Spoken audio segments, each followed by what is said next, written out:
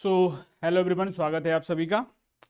चलो भाई, जल्दी से फटाफट क्लास के साथ जोड़ेंगे और आज हम लोग स्टार्ट करते हैं कंप्यूटर का लेक्चर नंबर 2, यानी कि कंप्यूटर और उसके क्लासिफिकेशन के बारे में, है ना। यानी कि यूनिट 1 का जो है हमारा ये दूसरा लेक्चर होने वाला है। एक बार सभी कंफर्म करेंगे, क्या मेरी वॉइस प्रॉपर तरीके से आप सभी के पास पहुंच रही है? एक बार कंफर्म करिए please. Very good evening Aryan, Priyanka, Shivam, Guru, Ravi, प्रकाश। चलिए भाई, ओके, एक बार सभी कंफर्म करेंगे, क्या from my side all is okay? मेरी तरफ से सारी चीज़ें ठीक हैं। Hello hello hello. चलिए भाई, सक्षम, अंकुश, राम रहीश, अभिजीत, सभी को भाई वेरी गुड इवनिंग।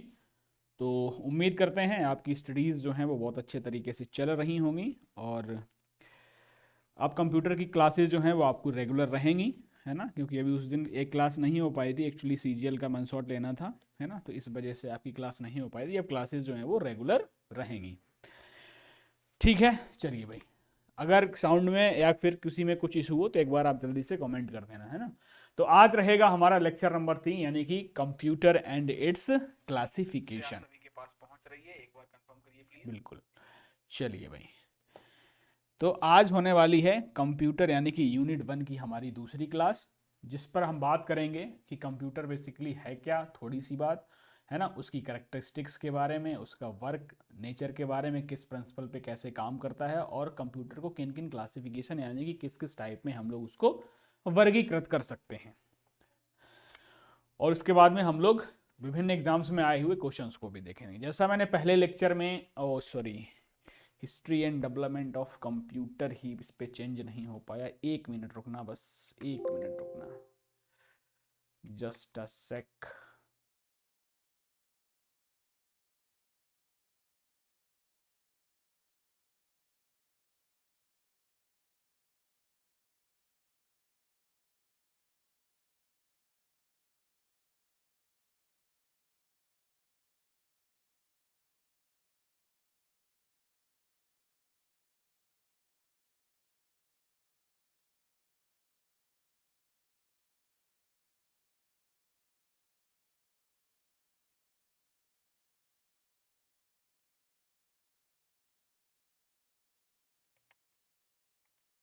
चलो भाई, ठीक है ना।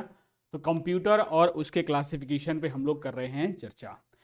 जैसा कि मैंने लास्ट क्लास में आपको बताया भी था, है ना, कि थोड़ा सा बताया था आपको कंप्यूटर के बारे में बेसिकली है क्या। जब भी कोई भी आप टास्क पर्टिकुलर डिवाइस को जब आप इंस्ट्रक्शंस के थ्रू इनपुट देते हो उसको, वो इनपुट वो रिसीव करता है और उसी इनपुट के अकॉर्डिंग जो भी उसने रिसीव किया है उसी के अकॉर्डिंग वो प्रोसेस करता है। अब इसकी क्या पूरी की पूरी प्रक्रिया रहती, कैसे इनपुट जाता है, कैसे प्रोसेस करता है, फिर कैसे आउटपुट आता है, कहाँ स्टोर होता है, कैसी कैसी कैलकुलेशंस करता है, वो हम लोग पढ़ेंगे स्ट्रक्चर यानी कि जो ऑर्गेनाइजेशन ऑफ कंप्यूटर है वहाँ पर। सिंपल सा जानिए, कंप्यूटर क्या है? एक ऐसा इलेक्ट्रॉनिक डिवाइस जिसके माध्यम से कोई भी डेटा जो है वो उसमें इनपुट जाता है, उसको प्रोसेस करके उसी के अकॉर्डिंग वो आपको शो करता है। अब शो कहाँ करेगा? किसी ना किसी आउटपुट डिवाइस पे ही शो करेगा। क्लियर है? बात करेंगे हम दूसरे पॉइंट पे, that one is characteristics of computer. Computer की बेसिकली विशेषताएं क्या हैं? ठीक है, सबसे पहली जो विशेषता है उसकी यानी कि स्पीड। आप देख पाते हो जैसे ही आप किसी भी टास्क देते हो किसी भी कंप्यूटर को या किसी भी डिवाइस को, तो आप देखते हो फटाक से उसका रिजल्ट आता है। कैलकुलेशंस, कैलकुलेटर देखो कितनी स्पीड के साथ कैलकुलेटर करता है कैलकुलेशन, है ना। उसी तरीके से कंप्यूटर भी है, जो आपके द्वारा दिया हुआ जो भी टास्क हो वो बहुत अच्छे तरीके से परफॉर्म करता है, यानी कि ह्यूमन से कई ज़्यादा स्पीड के साथ, कोई तुलना ही नहीं है ह्यूमन के अपेक्षाकृत कंप्यूटर की, है ना। तो बहुत जटिल से जटिल कैलकुलेशंस जो है वो with in a second, with in a nano seconds वो करके देता है आपको। तो स्पीड उसकी एक विशेषता है, ठीक है। अगर हम बात करें स्पीड की, है ना, तो जो स्पीड है यानी कि जो सीपीयू की स्पीड है, जो प्रोसेसर की स्पीड है, वो हम लोग किस में मेजर करते हैं? क्लॉक स्पीड में, है ना। वो किस में मेजर करते हैं? क्लॉक स्पीड में। याद रखिएगा, यहां से क्वेश्चन आपसे पूछा गया। और वही क्लॉक स्पीड की जो यूनिट है वो क्या होती है? आपकी हर्ट्ज होती है। हर्ट्ज बोले तो नंबर ऑफ साइकिल्स पर सेकेंड, है ना, एक सेकेंड में वो कितनी साइकिल्स कंप्लीट कर रहा है, that one is clock speed, और उसको हम हर्ट्ज के नाम से भी जानते हैं। क्लियर है, बात समझ गए? सर टाइम 7 PM कर दीजिए। क्यों भाई? प्लीज एनवायरमेंट की क्लास बैच में 3 लेक्चर थे बस। देखो परेशान नहीं हो, जो बैच में नहीं है वो एडिशनल सारी चीजें आपको धीरे धीरे मिलती चली जाएंगी। जैसे अभी सर यूपीजी के ले रहे हैं, तो जैसे ही यूपीजी के फिनिश हो गया, हो सकता है अल्टरनेटिव पे वो इन्वायरमेंट में जो चैप्टर्स नहीं है वो भी स्टार्ट कर दें, है ना सर। कम से कम नोटिफिकेशन डलवा देते हैं, मोस्ट लास्ट मोमेंट तक खबर नहीं होती है। अरे नोटिफिकेशन तो पहुंचा होगा ना आपके पास, और पहले से ही तय था कि आपकी क्लास जो है वो एप्लीकेशन पे होगी। चलो भाई, अरे सर कोई ज़रूरत नहीं 7 बजे, लेकिन 8 बजे सही सही में। ठीक है, समय आपका ठीक है, कोई दिक्कत की बात नहीं है। 8 बजे आपकी क्लास होगी अल्टरनेट डेज पर, यानी कि ट्यूसडे, थर्सडे और सैटरडे। आप टाइम टेबल नोट कर लीजिए, कहीं भी लगा लीजिए। फिर अगर मैं थोड़ा सा इसको और यूनिट को बढ़ाऊं तो आपको किलो हर्ट्ज देखने को मिलता है, फिर आपका मेगा हर्ट्ज हो जाएगा, गीगा हर्ट्ज हो जाता है, तो इसी तरीके से ये बढ़ता चलाएगा। तो 1 मिलियन साइकिल पर सेकंड की जब बात होगी तब वो बात करेगा मेगा हर्ट्ज की, है ना। बिलियन साइकिल्स पर सेकंड की बात करेगा तो गीगा हर्ट्ज हो गया। उसी तरीके से MIPS में भी इसकी स्पीड नापी जाती है, जैसे मिलियन इंस्ट्रक्शंस पर सेकंड, जो जनरल पर्पस प्रोसेसर्स होते हैं तो उनकी स्पीड MIPS में मेजर करते हैं।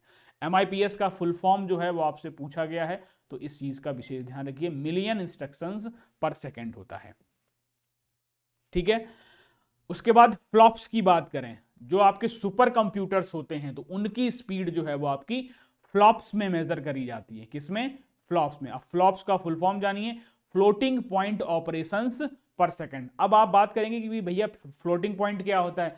जब बहुत अधिक से अधिक जो बड़ी से बड़े नंबर्स होते हैं, जो एक्सपोनेंट में जाते हैं, जो पावर में जाते हैं, है ना, आप लिखते हो 2.6 इंटू 10⁻⁻19, या और हम कैलकुलेट करें 2 इंटू 10⁻36 46, मतलब बहुत बड़ी से बड़ी कैलकुलेशंस को भी सुपर कंप्यूटर करने में सक्षम होता है। तो उसी भी यहाँ पे तो उन नंबर्स को हम बेसिकली बोलते हैं फ्लोटिंग पॉइंट। जब आप कोडिंग वगैरह करते हो, है ना, तो वहां पे एक डेटा टाइप होता है जिसको बोलते हो फ्लोट, है ना, जिसको बोलते हो फ्लोट। जैसे इंटीजर होते हैं तो उसको इंट नाम से जाना जाता है। तो जब डेसिमल की वैल्यूज होती हैं और वो कई डिजिट्स तक जाती हैं तो उस डेटा टाइप को बोला जाता है फ्लोट। वो किस में आता है? फ्लोट में आता है। तो वहीं से लिया गया है फ्लोटिंग पॉइंट। तो ऐसा नहीं है कि फ्लोटिंग पॉइंट कोई बहता हुआ पॉइंट होगा, ऐसा कुछ नहीं है, ठीक ना। तो फ्लोटिंग पॉइंट याद रखिएगा।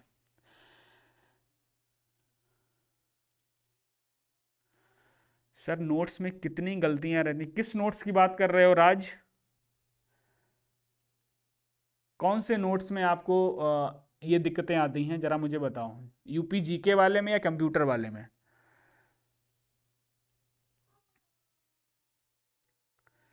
है ना, तो अभी हम क्या करेंगे, आपका एक टेलीग्राम पे सेशन रख लेंगे, तो वहाँ पे आप अपने डाउट्स जो है वो मुझे बताइएगा, है ना। ऐसी बात नहीं है कि आपके डाउट को सुना ना जाए, प्रॉपर तरीके से आपको गाइड किया जाएगा,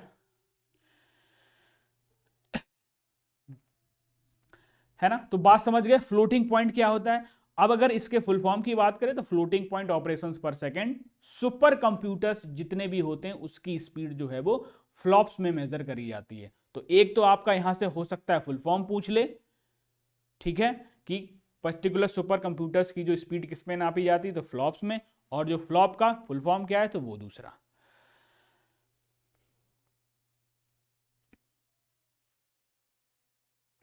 ठीक है, चलिए भाई, तो स्पीड समझ गए।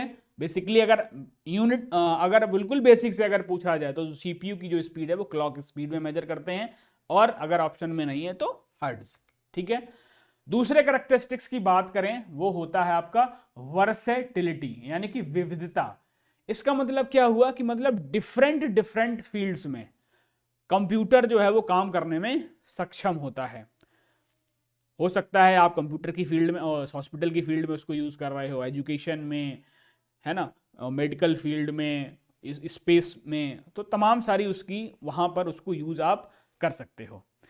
उसके बाद बात करें रिलायबिलिटी यानी कि विश्वसनीयता की बात करें, जो भी आप उसको टास्क दोगे, वो ऐसा नहीं है कि आपने कुछ टास्क दिया था और वो उल्टा पुल्टा करके आपको दे देगा, नहीं, जो भी आपने काम करने को उसको दिया है वो पूरे आप उसके द्वारा दिए हुए आउटपुट पर आप बिल्कुल रिलाई कर सकते हो, यानी कि विश्वास कर सकते हो जो भी उसने आउटपुट दिया होगा वो सही होगा। तो एक वर्ड आपको मिलेगा रिलायबिलिटी, तो ये उसकी विशेषता है।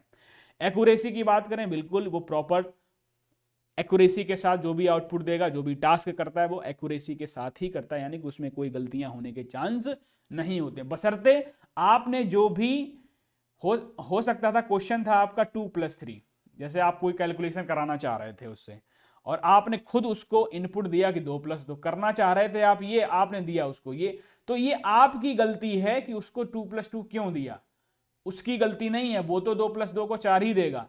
तो इस तरीके से तो जो भी आप उसको टास्क दोगे तो उसमें गलती की कोई गुंजाइश नहीं होती, तो एक्यूरेसी भी उसकी एक विशेषता है। स्टोरेज कैपेसिटी बिल्कुल ऑब्वियस है, जो भी आप उसको इंस्ट्रक्शंस देते हो वो प्रोसेस करके अपने अंदर स्टोर करता है। आप देखते हो ना, जब भी आप सिस्टम को ऑन करते हो तो आपकी फाइल्स वगैरह वो सब स्टोर होती रखी हुई रहती हैं। बात करते हैं कैरेक्टरिस्टिक्स ऑफ कंप्यूटर में, छठे नंबर की, that one is it has no IQ, है ना, इसके पास कोई अपना आईक्यू नहीं होता, जिससे ह्यूमन के पास सोचने विचारने की क्षमता होती है कि पर्टिकुलर टास्क कौन सा गलत है कौन सा सही है। तो आप सोचते हो ना ये बात किसी से कहनी चाहिए या नहीं कहनी चाहिए, लेकिन कंप्यूटर के साथ ऐसा नहीं है, वो बिल्कुल भी ये नहीं सोचता है, जो भी आप काम दोगे वो वैसा करके देगा, यानी कि इसके पास अपना कोई खुद का विवेक दिमाग नहीं लगाता है, इसके पास कोई आईक्यू नहीं होता। तो ये भी क्वेश्चंस में कैरेक्टरिस्टिक देखने को मिलती है, इट हैज नो आईक्यू। फिर बात है डेलिजेंस, एजिलिटी या फिर लगन या स्फूर्ति बोलते हैं, ये बिना थके। अब ह्यूमन नेचर क्या होता है, 10 घंटे काम कर लिया, 4 घंटे काम कर लिया, 5 घंटे काम कर लिया, अरे भैया थक गए अब नहीं मुझसे होगा। लेकिन कंप्यूटर जितनी उसकी परफॉर्मेंस के आधार पर कंप्यूटर जैसे जैसे बने हैं तो वो बिना किसी थके थकावट के वो अपना पूरा का पूरा कार्य जो है वो करते रहते हैं। तो आपको एक वर्ड मिलेगा डिलीजेंस, है ना, एजिलिटी, ये दोनों वर्ड्स देखने को मिलते हैं जब भी क्वेश्चन पूछा जाता है, तो इन वर्डों पर विशेष ध्यान दीजिए, है ना। तो ये बिना थके बिना रुके जो भी आप काम कराते जाओगे ये करता जाएगा। तो सातवीं कैरेक्टरिस्टिक्स हो गई इसकी डिलीजेंस या फिर एजिलिटी। उसके बाद बात करें नो ह्यूरिस्टिक्स, इसका मतलब क्या होता है, ये अनुभव के आधार पे काम नहीं कर पाता है, जो इसको जिस तरीके से प्रोग्राम किया गया है, जिस तरीके से इसका कोडिंग की गई है, जिस तरीके से इसके सॉफ्टवेयर बनाए गए, ये उसी के आधार पे काम करता है। अब जैसे आपका एआई है ना, जैसे आपका एआई है तो एआई सीखने पर काम करता है, जैसा जैसा आप उसको सिखाते जाओगे, जो भी एआई मॉडल्स हैं, चाहे आप चैट जीपीटी ले लो, है ना, चाहे आप चैट जीपीटी ले लो या फिर जेमिनाई ले लो, तो इनको आप जितना सिखाते जाओगे, सपोज दैट आपने पहली बार इससे पूछा था कि हमें एक इमेज बनानी है या हमें एक एमसीक्यू क्वेश्चन बनाना है जो इस फॉर्मेट में रहेगा, और आगे जितने भी हम क्वेश्चंस अपलोड करेंगे, है ना, तो उनको इसी फॉर्मेट में एमसीक्यू क्वेश्चन बनाना।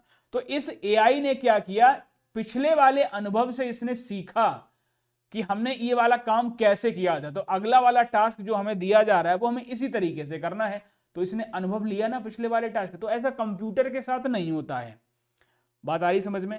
जो भी आपके कंप्यूटर सिस्टम में जो भी एप्लीकेशन का सॉफ्टवेयर कोड या जो भी सॉफ्टवेयर में कोडिंग करी गई है, तो उस एल्गोरिथम के अनुसार, उस कोडिंग के अनुसार ही काम करेगा आपका सिस्टम, वो सीखने पर निर्भर नहीं होता है, यानी कि अनुभव आधारित विधि जो है वो इसमें नहीं होती है, किसमें, कंप्यूटर के अंदर। ओके भाई, अगला आपको मिलेगा फास्ट रिट्रीवल। फास्ट रिट्रीवल का मतलब आप देखते हो ना कि उसके अंदर जितनी भी सूचनाएं संग्रहित हैं तो उनको कितनी तेजी से प्रोसेस करके देता है। जो भंडारित सूचनाएं हैं, जो उसमें पहले से स्टोर किया गया है, अगर आप कोई सर्च करते हो या कोई प्रोसेस करवाते हो उससे, तो वो बहुत तेजी से देता है। तो फास्ट रिट्रीवल भी उसकी एक अपनी कैरेक्टरिस्टिक्स है। तो एक बार फिर से देखेंगे, तो पहली कैरेक्टरिस्टिक्स की स्पीड थी, दूसरा वर्सेटिलिटी यानी विविधता, विभिन्न विभिन्न क्षेत्रों में ये काम आता है, रिलायबिलिटी विश्वसनीय तो है ही, एक्यूरेसी हो गई, स्टोरेज कैपेसिटी हो गई, इसके पास कोई आईक्यू नहीं अपना, डेलिजेंस और एजिलिटी हो गया यानी कि लगन या स्फूर्ति, है ना, नो ह्यूरिस्टिक्स यानी कि अनुभव के आधार पर ये सीखते हुए काम नहीं करता है, जैसा इसको प्रोग्राम किया है वैसा ही काम करेगा। फास्ट रिट्रीवल यानी कि भंडारी सूचना को तीव्र गति से प्राप्त करना। तो ये तो हो गई आपकी कैरेक्टरिस्टिक्स। अगर हम एक चार्ट वाइज में देखें तो इसकी आपकी स्पीड हो गई, है ना, तो इसको आप यहां से देख सकते हो स्पीड हो गई, आपकी एक्यूरेसी हो गई, इंटेलिजेंस हो गया, ऑटोमेशन, एक भी ये पूछा जाता है ना। ऑटोमेशन, स्वचालन, वंस प्रोग्राम्ड, जैसे इसको एक बार प्रोग्राम कर दिया गया है, computer works automatically without human intervention, human के बिना इंटरवेंशन के वो काम को अपनी तरीके से करता रहता है। ठीक है, स्टोरेज कैपेसिटी आपकी हो ही गई, वर्सिलिटी मैंने बता ही दिया आपको, रिलायबिलिटी हो गया, इसका नो इंटेलिजेंस, इसके पास कोई फीलिंग भी नहीं होती है ना, भावनाहीन होता है ये। मल्टीटास्किंग, बहुत कार्य क्षमता तो करता ही करता है। तो एक ये समराइज तरीके से आपके पास सारी कैरेक्टरिस्टिक्स शो हो गई, आप समझ गए होंगे। इतना क्लियर हुआ, जल्दी से बताओ, इतना क्लियर हुआ, जल्दी से बताओ, उसके बाद मैं आगे पॉइंट पर डिस्कस करता हूं। सारी कैरेक्टरिस्टिक्स समझ में आई कि नहीं आई? देखो, पढ़ना है, पढ़ने के साथ साथ सीखना भी है। ये एक ऐसा सब्जेक्ट है जो आपके पास ऐसा ही नहीं है कि लेखपाल के लिए हमने सीख लिया और उसके बाद बस खत्म हो गया। ये आपके जीवन के साथ जब तक आप रहोगे, कहीं ना कहीं आप कंप्यूटर से जुड़े रहोगे। अगर ये सारी चीज़ें आप सीखते हो, अपनी लाइफ में कंटिन्यू करते हो, तो कहीं ना कहीं आप कुछ ना कुछ करोगे, है ना, सीख जाओगे सारी चीज़ें। सर चिट्टी के पास फीलिंग्स भी थी तुम तो पहुंच गए रोबोट पे हैं, चिट्टी पे। चलिए भाई, चलो ओके। तो सारी चीजें क्लियर है, कैरेक्टरिस्टिक समझ गए सारे। इन पॉइंट्स को विशेष ध्यान रखिए, ये क्वेश्चन में यही पॉइंट देगा। इंटेलिजेंस दे दिया, ऑटोमेशन दे दिया, या रिलायबिलिटी दे दी, या नो इंटेलिजेंस हो गया, है ना, या वर्सिलिटी हो गया, ये पॉइंट ही देता है, ऐसे क्वेश्चन पूछता है। चलिए भाई आगे देखिए, अगर हम थोड़ी सी बात करें फंक्शनिंग ऑफ कंप्यूटर सिस्टम की, कंप्यूटर सिस्टम काम कैसे करता है, तो ये बेसिकली 4 प्रोसेस पे काम करता है। पहला इनपुट, है ना, पहला क्या, इसको आप इनपुट दोगे, जो भी आप इससे काम कराओगे। इनपुट जब आपने दे दिया, तब जाके ये इसको प्रोसेस करेगा, है ना, क्या करेगा, प्रोसेस करेगा। प्रोसेस के बाद फिर उसको वो करेगा आउटपुट, यानी कि आउटपुट करने से पहले उसके अंदर पहले वो आउटपुट करेगा, यानी कि आउटपुट। उसके बाद आपको वह जो आउटपुट आपको दिखा, वो अपने अंदर वो फिर स्टोर भी करेगा, है ना, अपने अंदर फिर स्टोर भी करेगा। तो इन बेसिकली 4 फंक्शंस पे कंप्यूटर सिस्टम जो है वो काम करता है। सर एनएम में कंप्यूटर के बहुत हार्ड क्वेश्चंस आए थे, अच्छा देख लेंगे। देखो अभी हम लोग क्या कराएंगे, बीच बीच में जितने भी आपके यूपी ट्रिपल एससी के, है ना, जितने भी आपके यूपी ट्रिपल एससी में एग्जाम हुए हैं और उसके अलावा भी कई सारे एग्जाम, तो मैं क्या करूंगा, एक सेक्शन बना दूंगा आपका इसी बैच के अंदर, और वहां पर सिर्फ और सिर्फ कंप्यूटर के, सिर्फ और सिर्फ कंप्यूटर के जितने भी क्वेश्चंस आए हुए होंगे पर्टिकुलर पेपर वाइज, सारे यूपी ट्रिपल एससी एग्जाम्स की बात कर रहा हूं, पेपर वाइज, तो वहां पर आपको मैं वीडियो के थ्रू सारे क्वेश्चंस जो है वो एक्सप्लेन करते हुए वीडियो अपलोड करता चलूंगा साथ साथ, है ना। तो लास्ट में हमारे पास बर्डन भी नहीं रहेगा, आपके पास वैरायटी ऑफ क्वेश्चंस जो है वो मिलती चली जाएगी। जितने भी पीवाईक्यूज हैं, आप पीवाईक्यू के लिए परेशान बिल्कुल नहीं होना, मैं सारे आपको पीवाईक्यूज पेपर वाइज वीडियो में, क्विज के फॉर्म में, टेस्ट के फॉर्म में सब कुछ अपलोड कराऊंगा। सर जैसे हम स्टोर करने की कमांड ना दें फिर भी वो स्टोर, आप स्टोर करने की कमांड नहीं दोगे, वो तो बैकएंड से करेगा ही, आप सिर्फ कमांड दोगे उसको इनपुट। आपके हाथ में सिर्फ क्या है, आपके हाथ में है सिर्फ इनपुट, यानी कि आपके पास जो भी इनपुट डिवाइसेस जितने भी हैं, आप जैसे कीबोर्ड है, कीबोर्ड से आप कोई भी बटन प्रेस कर रहे हो, तो ये आपके ऊपर डिपेंड करना है ना कि आप क्यों प्रेस कर रहे हो। अब वो स्टोर कहां करेगा, कैसे प्रोसेस करेगा, आउटपुट कहां देगा, वो आपका काम नहीं है, वो सारा का सारा ओएस की जिम्मेदारी है, यानी कि ऑपरेटिंग सिस्टम में इसी तरीके से प्रोग्राम किया गया है, सब कुछ चीजें उसी में जाएंगी। सर प्लीज कोशिश किया करें कि नोट्स एक दिन में मिल जाएगा। देखो होता क्या है, आपको कहने में आसान लगता है, डिजिटल नोट्स में मैं बिल्कुल ईमानदारी से कह रहा हूं कि डिजिटल नोट्स को बनाने में भाई टाइम लगता है। ऐसा नहीं है बस लेक्चर देखा लिख दिए बस हो गया काम, थोड़ा सा समय लगता है। आपको क्लास पीडीएफ तुरंत मिल ही जाती है। अगर आप बहुत ज़्यादा इतने एक्साइटेड हो पढ़ने के लिए, तो आप अपनी इस वीडियो से जो आप देख ही रहे हो, क्लास पीडीएफ से थोड़ा सा रिवाइज कर लो, 1 से 2 दिन के अंदर आपको वो नोट्स भी, कोशिश यही रहती है कि जितनी जल्दी मिल सकें, कोशिश यही रहती जितनी जल्दी से जल्दी आपको नोट्स मिले, आप पूरा रिवाइज करना अपना स्टार्ट कर दो। तो 1-2 दिन का अगर डिले भी हो जाएगा तो ऐसा भी नहीं पेपर तुरंत आपके सर पे है, ठीक है, तो थोड़ा सा कॉपरेट आपको भी करना पड़ेगा। और अगर बहुत ज़्यादा चीज़ें फास्ट पेस में चलेंगे तो थोड़ी दिक्कत होगी। चलिए भाई, स्टोरेज लास्ट में आए, देखो है क्या लास्ट में आने का, प्रोसेस जैसे ही कर लेगा तो प्रोसेस करने के बाद वो पहले अपने अंदर स्टोर कर लेता है ना, प्रोसेस करने के बाद वो स्टोर करेगा कहीं ना कहीं, उसके बाद ही तो वो आउटपुट करेगा। लेकिन हम एक बार ऐसे देख लेते हैं कि इनपुट हुआ, प्रोसेस हुआ, आउटपुट आया, माने यानी आउटपुट वही मान लिया गया, अगर उसने प्रोसेस कर दिया तो वो आउटपुट मान लिया गया। ठीक है, अब वो स्टोर हुआ, तभी स्टोर प्रोसेस होके बाद अपने पास स्टोर करेगा मेमोरी में, उसके बाद आपको दिखाएगा। चलिए भाई, सर सीरियल वाली वन शॉट वीडियोस और नोट्स यहाँ प्रोवाइड करा दीजिए। अच्छा देखो, चलिए देख लेते हैं इस चीज़ को, आगे बढ़ते हैं। अगर मैं एप्लीकेशन ऑफ कंप्यूटर की बात करूं, कंप्यूटर के अनुप्रयोगों की बात करूं, ठीक है, एजुकेशन के फील्ड में हो, चाहे बिजनेस हो, साइंस एंड रिसर्च में हो, जैसे स्पेस में यूज़ होता है, हेल्थ केयर में, तमाम सारी चीज़ों पे आप कंप्यूटर देखते हो, कम्युनिकेशन हो गया, बैंकिंग फाइनेंस में पूरी तरीके से सारी चीज़ें इसी पर बेस्ड हैं, ऑनलाइन बैंकिंग हो गया, है ना, गवर्नमेंट सर्विसेज की, चाहे ई गवर्नेंस हो, आधार, डिजिटल टैक्स, ये सब कुछ सब किस पे बेस्ड हैं, कंप्यूटर पे। एंटरटेनमेंट में आप जाओगे, गेमिंग हो गया, मूवीज़, ओटीटी प्लेटफॉर्म, सब डिजिटली है। डिफेंस सिक्योरिटी की बात करें, है ना, ट्रांसपोर्ट नेविगेशन की बात करें, तो इन सभी में आप कंप्यूटर सिस्टम का यूज़ करते हुए पाओगे। यूपिटर पर से कुछ अलग ही कंप्यूटर पूछता है, मैं वही कह रहा हूं आपको, वो अलग ही फील मिलेगा, मैं, है ना, वो जो आप कह रहे हो ना, आपको बिल्कुल वैसे ही होगा। सर आईपीटी वगैरह से क्वेश्चन आते हैं, वो भी किस चैप्टर? अरे भाई यार, तुम पता नहीं क्या करते हो, सब कुछ मिलेगा भाई, आप आईपी एड्रेस तक पहुंचने तो दो, इंटरनेट वाले सेक्शन पे पहुंचने तो दो भाई, तब तो होगा। अभी हम कहाँ पे हैं, सारी चीजें आपको मिलेंगी, बस सीक्वेंस वाइज। चलिए भाई आगे अगर देखें तो एक बार हिंदी में यहां देख लेंगे, उसके बाद हम बात करेंगे कुछ ऐसे टर्म्स, जैसे जब भी आप कंप्यूटर पढ़ोगे तो आपको ये टर्म्स बार बार देखने को मिलेंगे, तो उन 4 6 7 8 टर्म हैं, तो उनको देख लेते हैं, उसके बाद हम लोग आगे बढ़ते हैं क्लासिफिकेशन पे। आपको एक वर्ड मिलेगा हार्डवेयर। अब हार्डवेयर बेसिकली क्या है, जितने भी फिजिकल कंपोनेंट्स हैं जिसको आप टच या फिर सीन कर सकते हो, वो सारे के सारे हार्डवेयर में आएंगे। चाहे सीपीयू हो, आपका मॉनिटर हो, कीबोर्ड हो, माउस हो, प्रिंटर हो, और भी जितने भी इंटरनल कंपोनेंट्स हैं आपके सीपीयू के, आपके लैपटॉप के, वो सब के सब क्या हैं, आपके हार्डवेयर में आएंगे, physical components of a computer.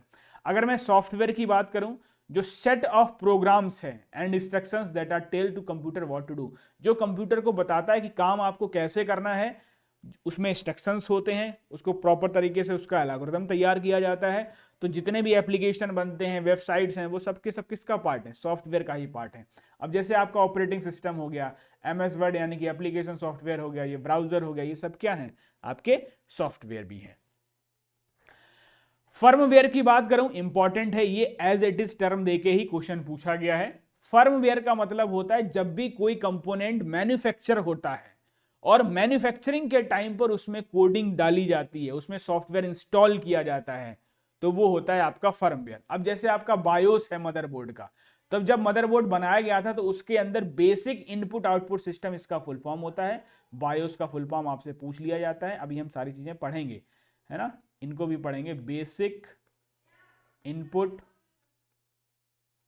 Output system, है ना, बेसिक इनपुट आउटपुट सिस्टम होता है।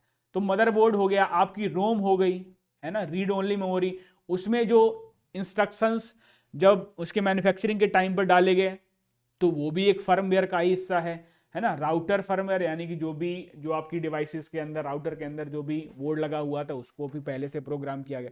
तो जो प्री इंस्टॉल्ड सॉफ्टवेयर्स होते हैं embedded in hardware that controls it's, जो उसके फंक्शंस को कंट्रोल करता है, तो वो फर्मवेयर होता है। डेटा की अगर मैं बात करूं तो सिंपली डेटा की जब हम बात करते हैं तो जैसे अगर ये ए लिखा हुआ है तो ये भी एक डेटा का पार्ट है।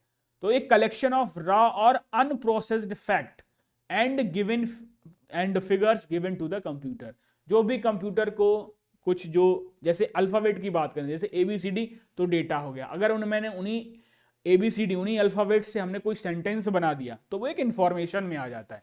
तो चाहे नंबर हो, चाहे करेक्टर्स हो, चाहे कोई सिंबल हो, और फिर मैंने इसमें लिख दिया जैसे GK लिख दिया, फिर परमार लिख दिया, है ना, फिर बोले लिख दिया, परसेंटेज 247, तो इस तरीके से मैंने लिखा, तो ये डेटा है।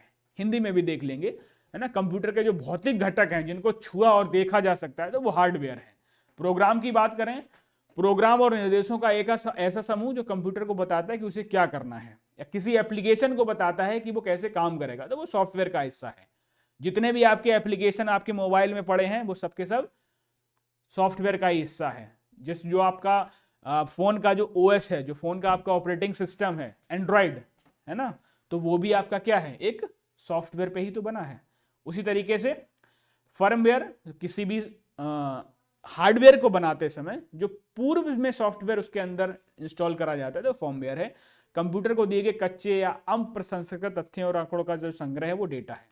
अगर मैं इंफॉर्मेशन की बात करूं, है ना, अगर मैं इंफॉर्मेशन की बात करूं तो the processed and organised data जो होता है, बिल्कुल प्रोसेस और उसका कुछ मीनिंग निकले, तो ऐसे डेटा को आप फिर डेटा नहीं, फिर वो इंफॉर्मेशन आ जाता है। अब जैसे मैंने लिखा लेखपाल प्रो में आपका वेलकम है, तो एक मीनिंग दे रहा है। अगर मैं इसको लेटर को एल को अलग कर देता, पी को अलग कर देता, एम को अलग कर देता, ए को अलग कर देता, तो ये सब किसका, डेटा का पार्ट हो जाते हैं। इनपुट डिवाइसेस, ऐसी सारी डिवाइसेस जिसके थ्रू आप कंप्यूटर सिस्टम को इनपुट देते हो, तो वो इनपुट डिवाइस हो गया।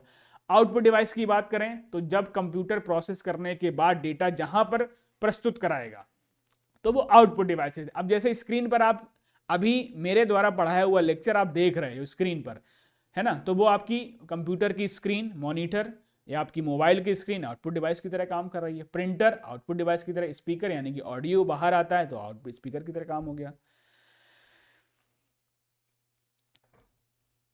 सर ऑपरेटिंग सिस्टम क्या फर्मवेयर में आ सकता है? ऑपरेटिंग सिस्टम जो है ना, वो मदरबोर्ड में जैसे सारी चीजें इंस्टॉल होके आती हैं, तो वो भी आपका फर्मवेयर का पार्ट हो जाएगा। जैसे बायोस हो गया आपका।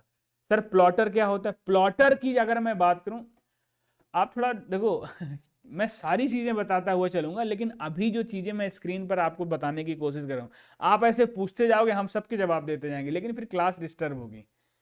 ठीक है ना, आप जितने भी क्वेश्चन पूछ रहे थे अभी, थ्रेड क्या होता है, कोर क्या है, ऑपरेटिंग सिस्टम में फर्मवेयर है कि नहीं है, प्लॉटर क्या है, तो जब हम आउटपुट डिवाइस पे बेसिक तरीके से डीप में आएंगे तब हम वहां पे प्लॉटर और इनपुट सब कुछ मिलेगा। जो यूनिट होती जाए फिर जो छूटे फिर आप पूछते जाना। तो अभी थोड़ा सा इनको हम होल्ड करते हैं, आपके क्वेश्चन जो वैलिड जो अभी पढ़ा रहे हैं उससे जो क्वेश्चन होंगे वो मैं आपको बताता हुआ चलूंगा। तो प्लीज थोड़ा सा सपोर्ट करके चलें, तो उसमें आपका भी फायदा है, बाकियों का भी फायदा है, मेरा भी फायदा है। चलो भाई आगे बढ़ते हैं। तो ये आप यहां से हिंदी में देख लेंगे, ठीक है। अब स्टोरेज डिवाइसेस की बात करें, जितनी सारी की सारी स्टोरेज डिवाइस जहां पर आप अपने डेटा को स्टोर कर सकते हो फॉर द फ्यूचर यूज, ठीक है, तो आप उसको क्या बोलोगे? हार्ड डिस्क हो गया आपका, एसएसडी हो गया, पेन ड्राइव हो गया, सीडी डीवीडी हो गया, मेमोरी कार्ड हो गया। तो यहां पर आप अपने डेटा को फ्यूचर यूज के लिए स्टोर करते हो, वो सारी की सारी स्टोरेज डिवाइसेस होती हैं। आगे बढ़ेंगे, अब हम बात करते हैं क्लासिफिकेशन ऑफ कंप्यूटर की।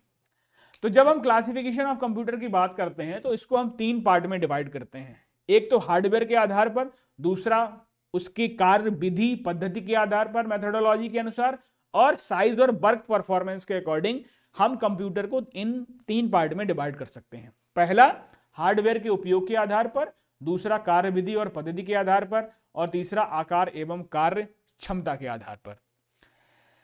क्लियर हुआ? तो ये क्लासिफिकेशन ऑफ कंप्यूटर में आपको तीन के आधार पर हम सिस्टम को इसको डिवाइड करेंगे। अगर मैं बात करूं हार्डवेयर के आधार पर, जो मैं आपको पहले पढ़ा चुका हूं, यानी कि फर्स्ट जनरेशन कंप्यूटर्स हो गए, second generation, third generation, fourth और फिफ्थ, तो इन जनरेशंस की जब हम बात करेंगे, इन जनरेशंस में जो कंप्यूटर आए तो वो हार्डवेयर के अकॉर्डिंग ही चीजें हुई। तो फर्स्ट, सेकंड, थर्ड, फोर्थ और फिफ्थ जनरेशन के अकॉर्डिंग कंप्यूटर हो गया।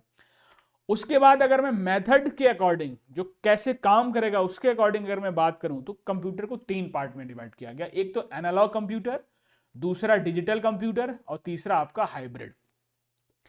क्या एनालॉग, क्या डिजिटल, क्या हाइब्रिड, वो भी देखते हैं। फिर अगर मैं तीसरे की बात करूं कि वर्क और साइज के अकॉर्डिंग, उसकी कार्य क्षमता है, उसका कितना साइज है, उसके अकॉर्डिंग अगर मैं बात करूं तो कंप्यूटर को चार पार्ट में डिवाइड किया गया है। Main frame, mini computers, micro computers और सुपर कंप्यूटर्स, है ना। तो इन चार पार्ट में आपको इसके अकॉर्डिंग इसको डिवाइड किया गया। जब मैं बात करता हूं एनालॉग कंप्यूटर की, तो एनालॉग मशीन जो भी थी उसको सबसे पहले लॉर्ड केल्विन में इनके द्वारा जो है इसको इंट्रोड्यूस किया गया था एनालॉग कंप्यूटर्स को। अब बेसिकली एनालॉग कंप्यूटर होता क्या है, थोड़ा ये समझिए आप। जितनी भी आपकी ऐसी मशीन्स, ऐसी डिवाइसेस जो किसी न किसी फिजिकल क्वांटिटी के अकॉर्डिंग वो अपने आप में उसको रन करा रही हैं। अब जैसे मान लो आपका क्या हो गया, थर्मामीटर हो गया, या आपका बोल्ट मीटर हो गया, क्लियर है। आपके इस जो आपकी जो बाइक है, बाइक का जो आपका स्पीडोमीटर है, वो भी आपका एनालॉग कंप्यूटर में ही आ जाता है। अब कंप्यूटर से आप ये मत सोचिएगा कि जो आपके स्क्रीन के सामने जो कंप्यूटर है वही सिर्फ कंप्यूटर है, जो लैपटॉप है उसी को ही कंप्यूटर बोलते हैं, डेस्कटॉप है सिर्फ उसी को ही कंप्यूटर बोलते हैं। इवन एक कैलकुलेटर जो है वो भी एक क्या है, आपका कंप्यूटर ही है एक तरीके से। तो इसमें आप कंफ्यूज नहीं होइएगा कि इसको भी आपने कंप्यूटर कह दिया, थर्मामीटर को भी आपने कंप्यूटर कह दिया, बाइक का जो ओडोमीटर है या स्पीडोमीटर है उसको भी आपने कंप्यूटर कह दिया। तो एक ऐसी मशीन, उससे कुछ ना कुछ आप कैलकुलेट ही तो कर रहे हो, बोलो हाँ कि ना। तो ऐसे कंप्यूटर्स, ठीक है, जिनकी जो फिजिकल क्वांटिटी है वो लगातार चेंज होती रहती है या वेरिएट होती रहती है, तो वो सबके सब आपके आ गए एनालॉग। अब आपकी स्पीडोमीटर की अगर मैं बात करूं, तो उसकी स्पीड जैसे ही आप एक्सेलरेट करोगे, है ना, जैसे ही आप एक्सेलरेशन दोगे तो आपकी स्पीड कम होगी, बढ़ेगी, और ब्रेक लगाओगे तो स्पीड कम होगी। तो इसकी क्वांटिटी चेंज हुई कि नहीं हुई। जैसे आपका वोल्ट मीटर है, कभी लाइट का वोल्टेज ज़्यादा आ जाता है, कभी कम रहता है। आपका थर्मामीटर हो गया, जो मरकरी वाला थर्मामीटर है मैं उसकी बात कर रहा हूं, है ना। जो डिजिटल वाला थर्मामीटर आएगा वो आपका डिजिटल कंप्यूटर में चला जाएगा, है ना। तो एनालॉग की अगर मैं बात करूं तो उसमें आपका थर्मामीटर हो गया, जो मरकरी बेस्ड थर्मामीटर था। तो जितनी तेज बुखार होगा उसी के अकॉर्डिंग वो आपका जो मरकरी है वो आपके उसमें ऊपर नीचे होगा। तो ये है उसका एनालॉग कंप्यूटर का पार्ट। बात आई थी समझ में, क्लियर हुई कि नहीं हुई। तो ऐसे कंप्यूटर्स को आप बोलोगे एनालॉग कंप्यूटर्स। हाँ, वेइंग मशीन हो गया, ये भी आपका। अब जितना भारी भरकम आदमी किसी पे बैठ जाएगा तो वो भी उसी तरीके से काम करेगा। तो ये सारे के सारे एनालॉग कंप्यूटर। जैसे आपका थर्मामीटर हो गया, स्पीडोमीटर हो गया, है ना, एनालॉग वोल्ट मीटर हो गया। तो ये सब के सब आपके एग्जाम्पल है किसके, एनालॉग कंप्यूटर के।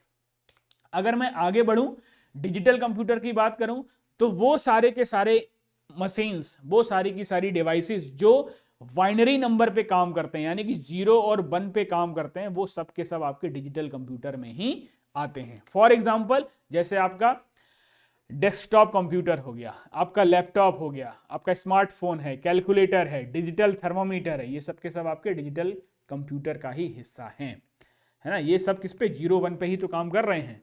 आपका कैलकुलेटर है, चाहे डिजिटल थर्मोमीटर हो, आपका स्मार्टफोन हो, लैपटॉप, ये सब के सब किस पे काम कर रहे हैं, बाइनरी डिजिट्स पे।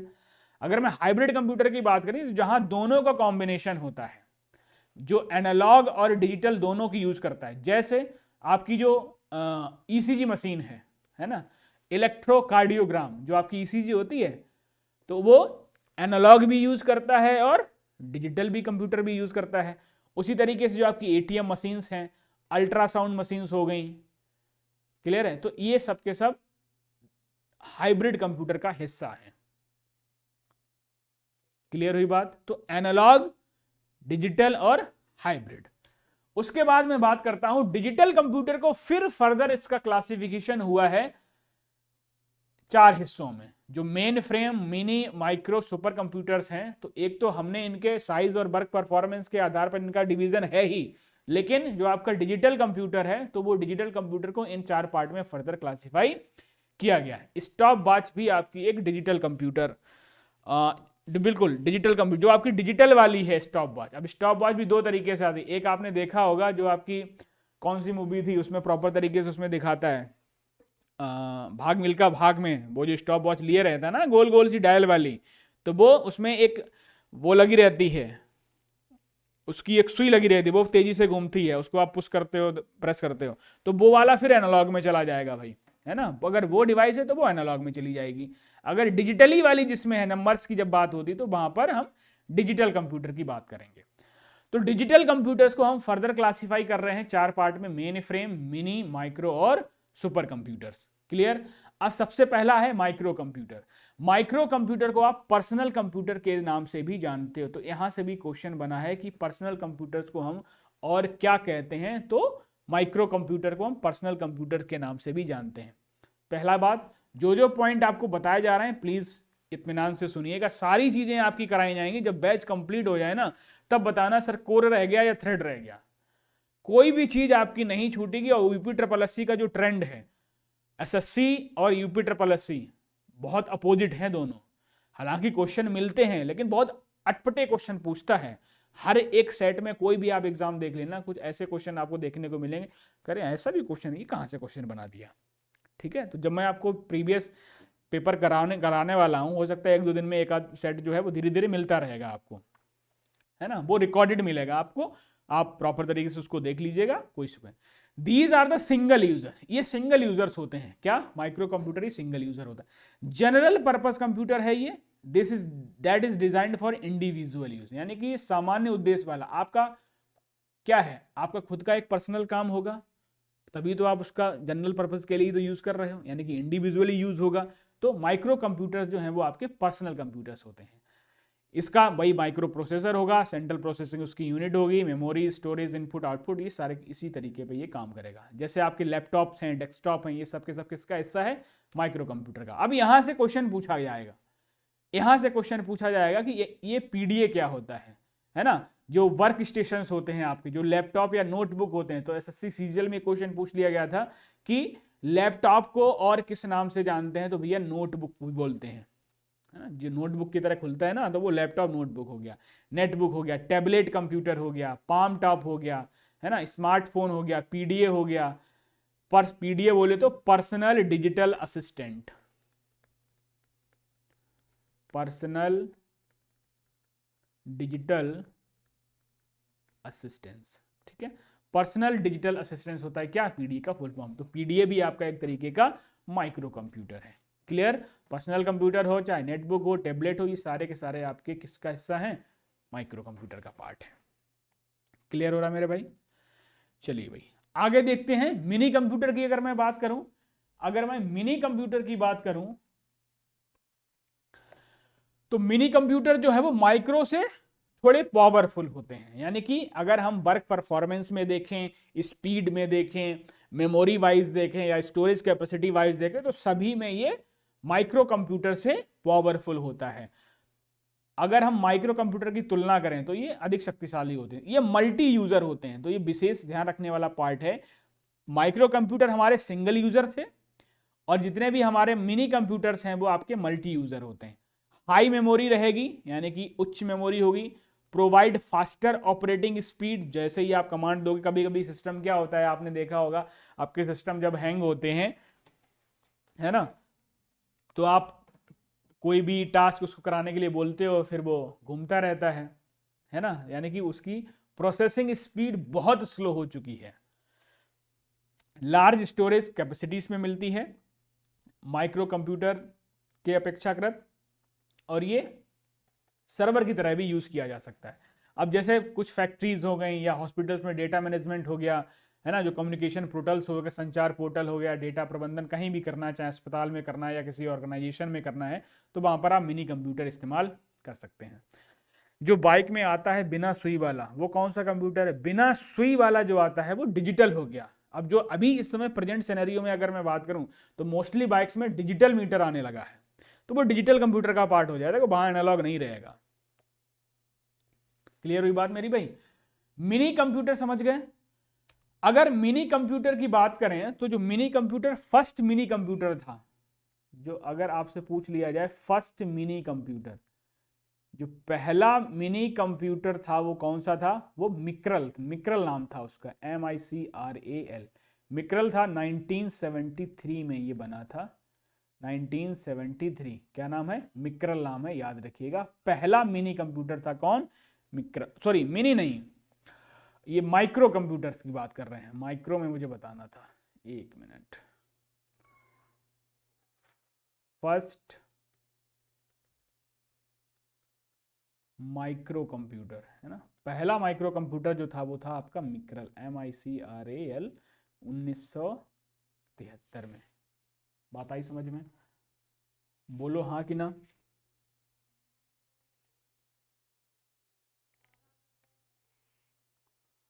आई बात समझ में? चलिए भाई, ठीक है, ओके, ठीक ना। चलिए इसको इरेज कर देते हैं, 1 मिनट। तो मिक्रल जो था आपका पहला माइक्रो कंप्यूटर था जो 1973 में आपका बनकर तैयार हुआ था। बोलो यस और नो? यस। अगर मैं फर्स्ट मिनी कंप्यूटर की बात करूं, अगर मैं फर्स्ट मिनी कंप्यूटर की बात करूं, तो जो पहला मिनी कंप्यूटर था, तो यहां से क्वेश्चन पूछ लेता है, वो था आपका पीडीपी, पीडीपी 8 था, है ना। पीडीपी 8 आपका पहला मिनी कंप्यूटर था। अब पीडीपी बोले तो programmable data processor, programmable data processor, programmable data processor 8, यानी कि जो पीडीपी था, पीडीपी 8 फर्स्ट मिनी कंप्यूटर था। बात आ गई समझ में? बोलो हाँ कि ना। चलो आगे बढ़ेंगे। मिनी कंप्यूटर का वैसा स्पेसिफिकली ऐसा कोई एग्जांपल नहीं हो सकता, बस वो क्या है, साइज में बड़े होंगे, उसकी मतलब उसकी जो स्पेसिफिकेशन है वो बदल जाएंगे बस, ठीक है। अब जैसे मान लो कोई ऐसा स्पेसिफिक नाम ऐसा नहीं हो सकता। अगर हम बात करें मेन फ्रेम की, है ना, मेन फ्रेम की अगर मैं बात करूं, तो ये माइक्रो और मिनी से दोनों से ही डिफरेंस होते हैं। इनकी memory speed very high memory होगी और प्रोसेसिंग स्पीड भी बहुत ज़्यादा होगी, और इस पर थाउजेंड्स ऑफ यूजर्स जो हैं वो कनेक्ट हो सकते हैं।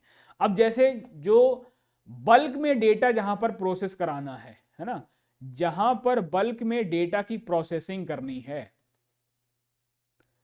बल्क में जहां पर डेटा की प्रोसेसिंग करनी है, वहां पर वो मेन फ्रेम कंप्यूटर्स का इस्तेमाल करोगे। अब जैसे रेलवे में रिजर्वेशंस होते हैं, तो वहां पर जो रेलवे रिजर्वेशन का जो पोर्टल है, जो कंप्यूटर जहां पर सारी चीजें ये प्रोसेस होंगी, तो वहां पर मेन फ्रेम कंप्यूटर यूज किए जाते हैं, क्योंकि उनकी हाई परफॉर्मेंस होती है, बहुत अधिक स्पीड के साथ और अधिक अमाउंट के डेटा को बहुत तेजी के साथ प्रोसेस कर पाएंगे। अगर सपोज दैट रेलवे रिजर्वेशन में आप पर्सनल कंप्यूटर को लगा दो, तो क्या होगा, कुछ काम नहीं करेगा। आप देखते हो ना, मिनटों में टिकट्स जो है वो साफ हो जाती हैं, है ना, तुरंत बुक हो जाता है।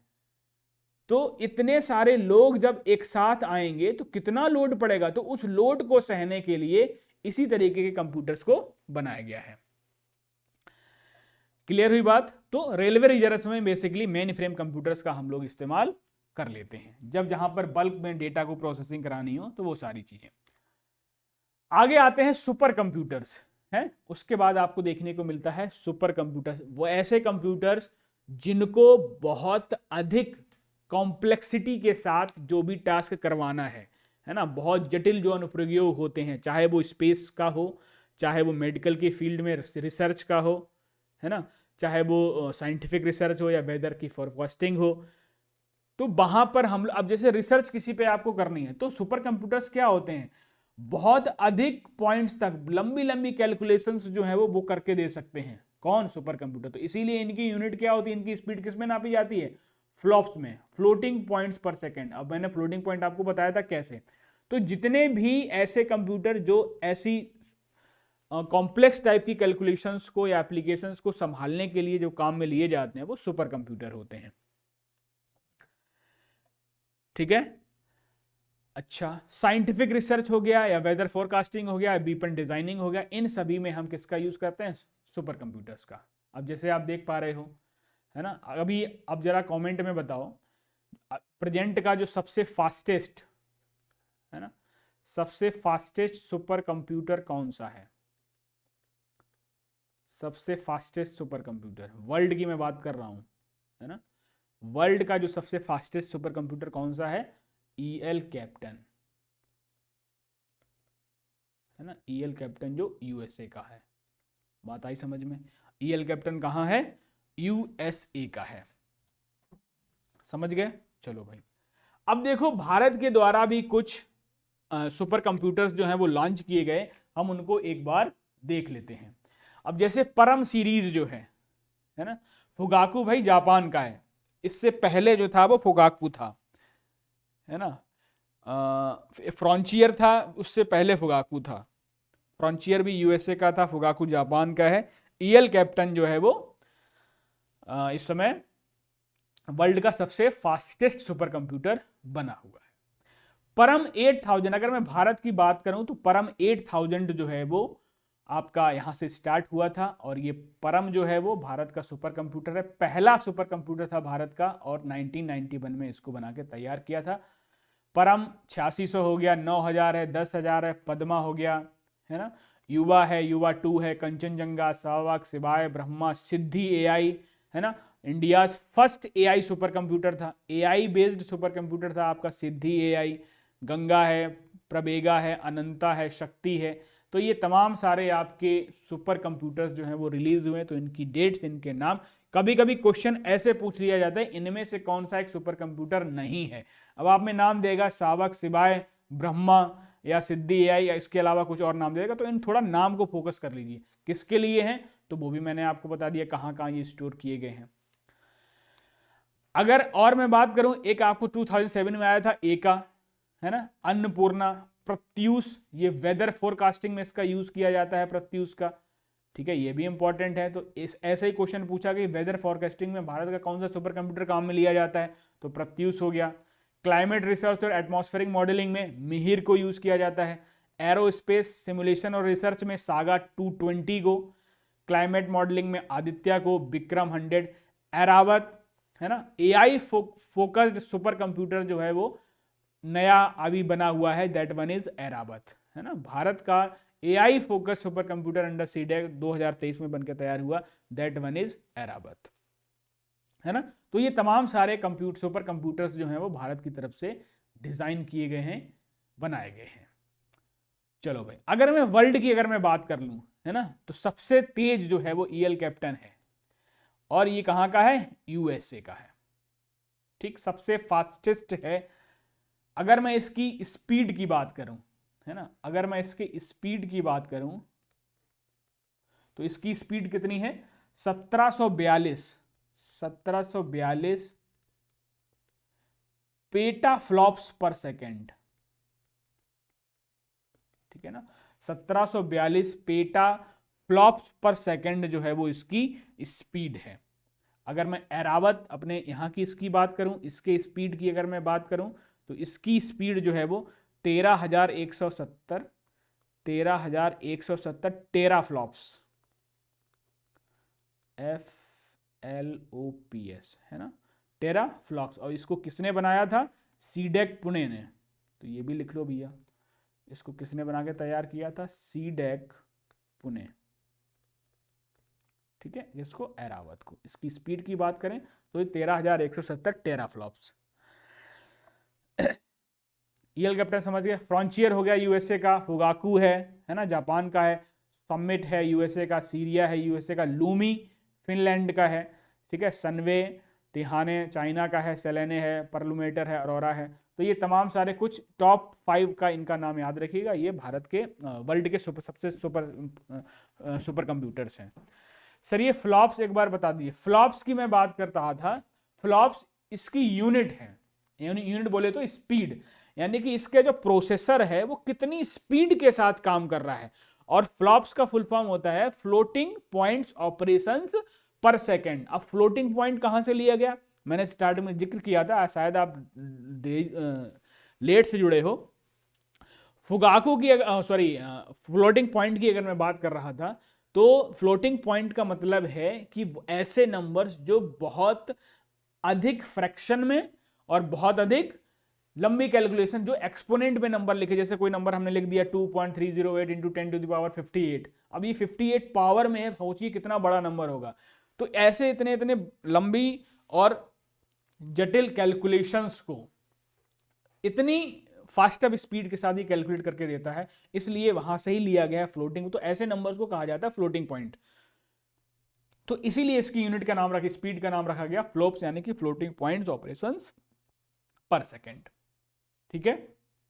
चलो भाई, अब आगे आपको और देखने को मिलता है, क्वांटम कंप्यूटर्स देखने को मिलता है। अब क्वांटम कंप्यूटर्स बेसिकली किस प्रिंसिपल पे काम करते हैं? वो क्वांटम मैकेनिक्स पे काम करते हैं। तो यहां से एक क्वेश्चन आपका बन सकता है कि क्वांटम मैकेनिक्स पे आपके कौन कौन से प्रिंसिपल जो है वो जो क्वांटम मैकेनिक्स पे जो प्रिंसिपल काम करेगा, that one is quantum computers, है ना। अनलाइक क्लासिकल कंप्यूटर्स, जैसे मान लो कि जो आपके क्लासिकल कंप्यूटर हैं वो 0 और 1 पे काम करते हैं, उसी तरीके से जो क्वांटम कंप्यूटर्स होंगे वो क्यूबिट पे काम करेंगे। तो एक क्वेश्चन यहां से पूछा जा सकता है, तो इसकी जो बेसिक यूनिट है तो बाइनरी है, 0 और 1 है, तो उसी तरीके से क्वांटम कंप्यूटर को क्यूबिट बोलते हैं। क्या बोलते हैं? ऐसे रिप्रेजेंट करते हैं, क्यूबिट। बात आई समझ में? तो क्वांटम बिट्स का उपयोग किया जाता है क्वांटम कंप्यूटिंग में। तो एक यहां से भी पूछ सकता है question, basic unit of quantum information is that one is qubit, ये याद रखिएगा, क्वांटम बिट होता है that one is qubit, QUVIT। अब देखो क्वांटम जब कंप्यूटिंग पे अभी देखो धीरे धीरे टेक्नोलॉजी वो इसमें आगे बढ़ रही है, तो यहां से एक क्वेश्चन बन सकता है कि जो क्वांटम चिप है, दुनिया की जो सबसे पहली क्वांटम चिप है वो किसने बनाई? माइक्रोसॉफ्ट ने बनाई। एक तो क्वेश्चन ये, और कौन सी उस चिप का नाम क्या है? मेजोराना 1। उस चिप का जो नाम है वो मेजोराना 1 माइक्रोसॉफ्ट ने बना के तैयार की है, कुछ इस तरीके की, ठीक है ना। It uses topological core architecture aiming to use a material called topoconductor. तो इसमें जो मटेरियल का यूज किया that one is topoconductor type है ना। It is based on indium arsenide aluminium, इस मेटर का यूज करते हुए इसको बना के तैयार किया। इसका मतलब क्या, ये एक ऐसी हाइब्रिड डिवाइस है जो वेरी लो टेम्परेचर पे भी ये सुपर, अब देखो मान लो बहुत लो टेम्परेचर पे भी ये सुपर कंडक्टिंग का काम कर सकती है। तो ये आगे आने वाले समय में बहुत ही कारगर साबित होगा कंप्यूटिंग के क्षेत्र में। तो मेजराना 1 आप याद रखिएगा, पहली क्वांटम चिप है, किसने बनाई? माइक्रोसॉफ्ट ने, ठीक है। कुछ और इंपॉर्टेंट फैक्ट हैं, उनको जरा देख लेते हैं। भारत का पहला सुपर कंप्यूटर कौन सा था? अगर मैं इंडिया के सुपर कंप्यूटर की बात करूं तो वो कौन सा था? परम 8000, जो कि 1991 में बनकर तैयार हुआ था। अगर मैं फर्स्ट सुपर कंप्यूटर की बात करूं, जो पहला सुपर कंप्यूटर जो था वो किसने बनाया था? वो याद रखिएगा, स्योमोर क्रे ने, ठीक है, स्योमोर क्रे। और जो पहला सुपर कंप्यूटर जो था उसका नाम था CDC 6600, ठीक है, उसका नाम क्या था? CDC 6600। अगर मैं भारत की बात करूं, the latest fastest AI super computer in India जो है वो क्या है आपका? ऐरावत है। क्या है? ऐरावत है। और उस ऐरावत की जो स्पीड मैंने बताई वो मैंने क्या बताई थी? 13,170 फ्लॉप्स, 13,170 टेरा फ्लॉप्स, है ना, टेरा फ्लॉप्स पर सेकेंड। और किसने बना के तैयार किया था इसको? CDC, सीडेक पुणे ने, सीडेक पुणे ने इसको बना के तैयार किया। सीडेक बोले तो centre for development of advanced computing, ठीक है। इसको अगर लिखना चाहो तो लिख लो, नहीं तो कहोगे सीडेक का फुल फॉर्म नहीं बताया, है ना। सीडेक बोले तो centre for development of advanced computing,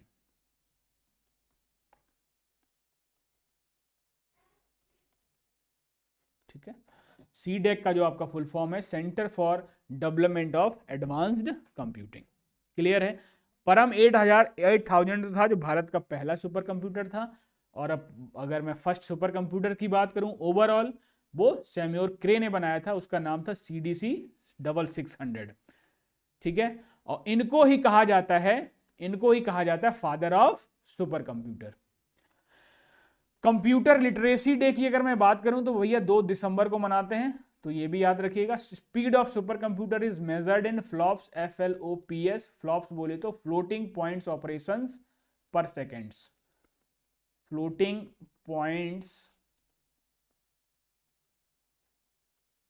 operations पर सेकेंड, ठीक है, याद रखिएगा।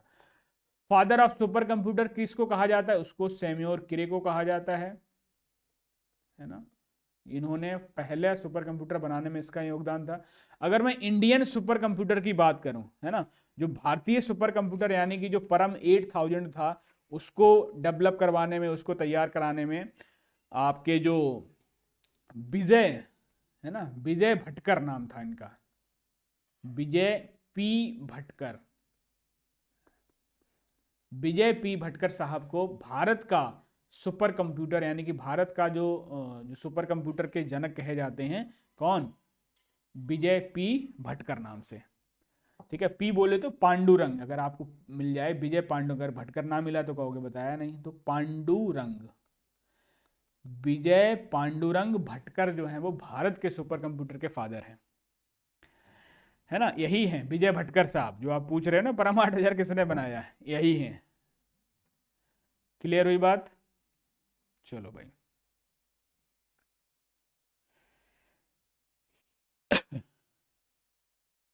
आगे बढ़ते हैं। अब हमारी बारी आती है क्वेश्चंस की। अब जरा आपने जो डाउट हो वो एक बार पूछ लो, फिर हम क्वेश्चंस को स्टार्ट करते हैं फटाफट से। अगर आपके कुछ भी कोई डाउट है उनको पूछ लो एक बार जल्दी से, 2 मिनट का समय है, फिर हम क्लास को आगे बढ़ाते हैं, यानी कि आज के इससे रिलेटेड कुछ क्वेश्चंस को हम लोग देख लेते हैं।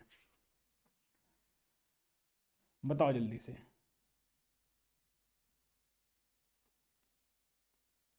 वर्तमान में जो एराबाद जो है ना, भारत का सबसे फास्टेस्ट सुपर कंप्यूटर है। बोलो ऑल केस क्लियर, एक बार सब कुछ क्लियर है तो एक बार थम्स अप करिए, है ना, और फिर मैं क्लास में क्वेश्चंस को लेके चलता हूं। बताओ जल्दी से।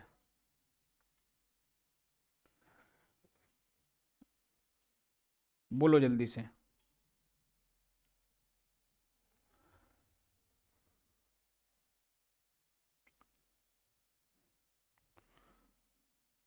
शुरू किया जाए आगे।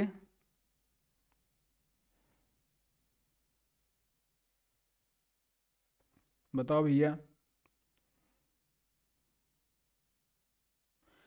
वर्क स्टेशन क्या है? वर्क स्टेशन बेसिकली जहां पर एक ऐसे कंप्यूटर का जहां पर इस्तेमाल किया जाता है जो मतलब कि ज्यादा ही हाई परफॉर्मेंस टाइप हो।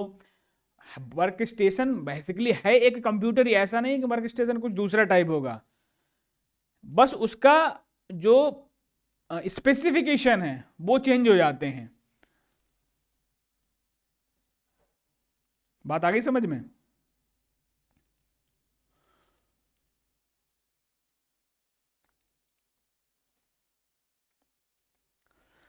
चलो भाई,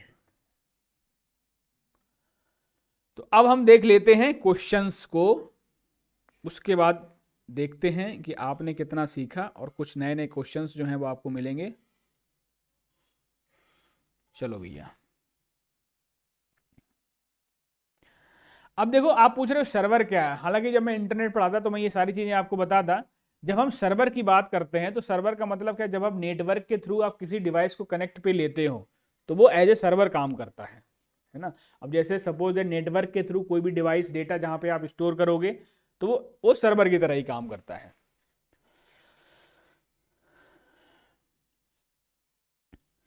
लेखपाल टेस्ट की टाइमिंग, लेखपाल टेस्ट की जो टाइमिंग है वो संडे को आपको सुबह 10 बजे मिलता है।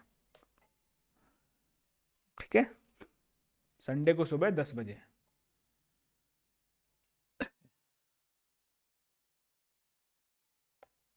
चलो भैया आगे देखते हैं कुछ क्वेश्चंस। तो पहला क्वेश्चन आपकी स्क्रीन पर ये रहा, जल्दी से जवाब दीजिए इसका आंसर क्या होगा। बताओ भाई जल्दी से, what is the answer of this question.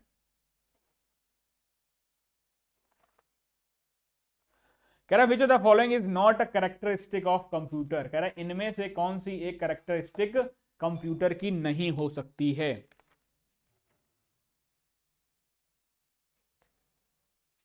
बोलो।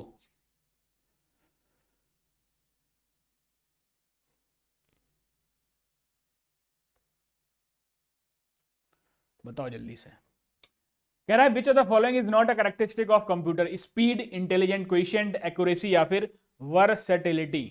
अगर मैं इस क्वेश्चन के आंसर की बात करूं तो पहला आंसर क्या हो जाएगा भैया, बी नंबर, यानी कि स्पीड इसकी होती है, एक्यूरेसी भी होती है, वर्सेटिलिटी भी होती है, लेकिन इसके पास कोई अपना कोई आईक्यू नहीं होता है, तो इसका आंसर हो जाएगा फर्स्ट का बी नंबर।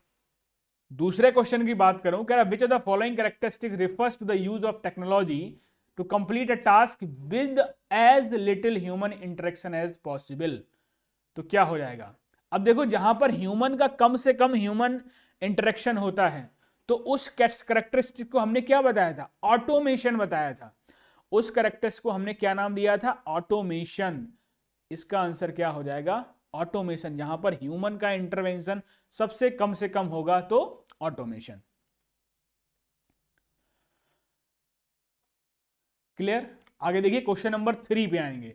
कह रहा millions of calculations can be performed by a computer with the same accuracy without any tiredness or lack of concentration. Which of the given options represents this property of a computer? UPPCL 20/2/2022 में ये question पूछा गया था। कह रहा है, अब देखो कुछ कीवर्ड पकड़ लो आप। अब कह रहा है एक्यूरेसी विदाउट एनी टायर्डनेस, बिना थकान के। अब मैंने जो थकान वाला जो क्वेश्चन बताया था वो क्या था? वो डिलीजेंस ही तो बताया था, यानी कि बिना थके अपना काम आसानी से करता रहता है। देखो यही वर्ड आपको देखने को मिलेंगे जब भी कैरेक्टरिस्टिक से क्वेश्चन पूछा जाएगा।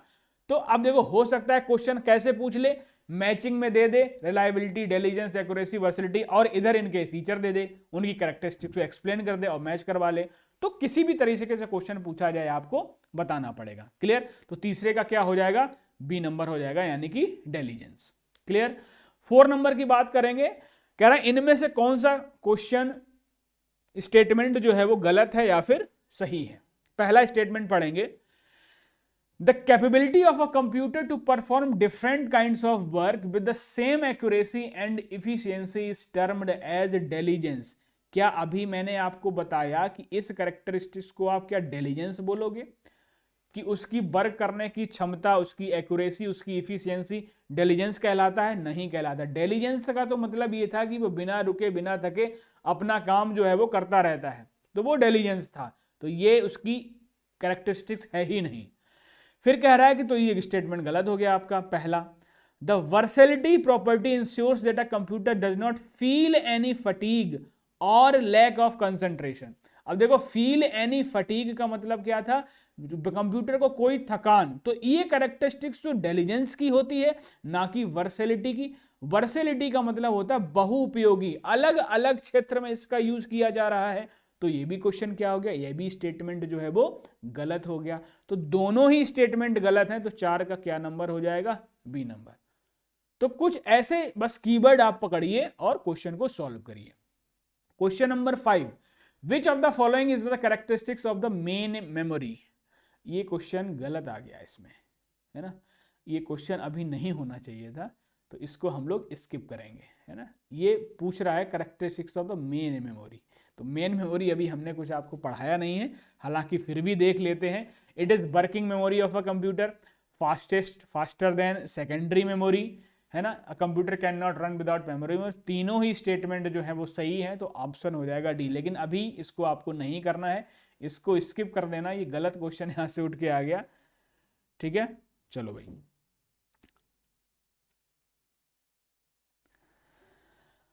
ठीक। क्वेश्चन नंबर 6 पे आते हैं। कह रहा which of the following refers to the ability of a computer to perform different types of task. अब इसका बताओ आंसर, इसका बताओ। डिफरेंट टाइप्स ऑफ टास्क, बस ये पकड़ लो। With the same accuracy and efficiency, तो इसको क्या बोलोगे भाई? इसको versatility. Different types of task यानी कि अलग अलग प्रकार के कार्यों को समान सटीकता के साथ जब करता है तो वो वर्सेटिलिटी कहलाता है। तो ऑप्शन नंबर बी हो जाएगा, 6 का बी नंबर, ठीक है। आप जो भी आंसर दो तो वो ऐसे दिया करो, 6 का बी नंबर, 7 का ए नंबर, जो भी है, तो मुझे थोड़ा पता लगता रहता है कि आप क्या आंसर दे रहे हो। क्वेश्चन 7 पे आते हैं। कह रहा to measure the speed of processor, processor की जो स्पीड नापी जाती है वो किस में नापी जाती है? वो नापी जाती है क्लॉक स्पीड में। हालांकि जब हम प्रोसेसर पढ़ेंगे तो वहां भी पढ़ेंगे, लेकिन यहाँ पे स्पीड कैरेक्टरिस्टिक्स हमने बताई थी, तो इसलिए हमने इसको बता दिया। तो क्लॉक स्पीड में मेजर किया जाता है, तो ऑप्शन नंबर बी हो जाएगा, ठीक है। क्वेश्चन 8 की बात करेंगे। अब identify the option that arranges the various types of computer in ascending order of computation speed. अगर कंप्यूटेशन स्पीड की बात करो तो उसको आपको असेंडिंग ऑर्डर में जोड़ना है, यानी कि लास्ट में वो ऑप्शन होना चाहिए जिसकी स्पीड सबसे ज्यादा हो। अब देखो लास्ट में सुपर कंप्यूटर सब में है ना, लास्ट में सुपर कंप्यूटर सब में है, तो यहां पर ऑप्शन को आप ऐसे एलिमिनेट नहीं कर सकते, तो सुपर कंप्यूटर तो नहीं होगा, है ना। सभी में है लास्ट में सुपर कंप्यूटर की स्पीड सबसे ज्यादा फास्ट होती ही होती है। तो सबसे जो कम स्पीड है, अब जैसे मान लो देखो मिनी है, मिनी कंप्यूटर है, फिर मेन फ्रेम है, फिर डेस्कटॉप कंप्यूटर हो गया। अब देखो डेस्कटॉप कंप्यूटर जो है वो आपके माइक्रो कंप्यूटर होते हैं, इनकी स्पीड जो है वो मेन फ्रेम से कम होती है, तो ये तो गलत हो गया, बोलो हाँ कि ना। उसी तरीके से जो मिनी कंप्यूटर है, तो मिनी की स्पीड जो है मेन फ्रेम से कम होती है, तो ये भी गलत हो गया। डेस्कटॉप कंप्यूटर, फिर मिनी कंप्यूटर, फिर आपका मेन फ्रेम, या फिर उसके बाद सुपर कंप्यूटर, तो ये भी जो है आपका गलत हो गया, क्योंकि डेस्कटॉप कंप्यूटर आता है माइक्रो में, अब माइक्रो की स्पीड मिनी से ज्यादा होती है। तो चौथे नंबर पे आओगे, यानी कि सबसे कम मिनी कंप्यूटर, फिर आपका डेस्कटॉप यानी कि माइक्रो, फिर आपका मेन फ्रेम, फिर आपका सुपर कंप्यूटर, यानी कि ऑप्शन नंबर डी जो है वो आपका सही जवाब होगा, 8 का डी नंबर। ठीक है, काफी लोग सी दे रहे हैं भाई, सी कैसे हो जाएगा, सी कैसे हो जाएगा, बताओ भाई।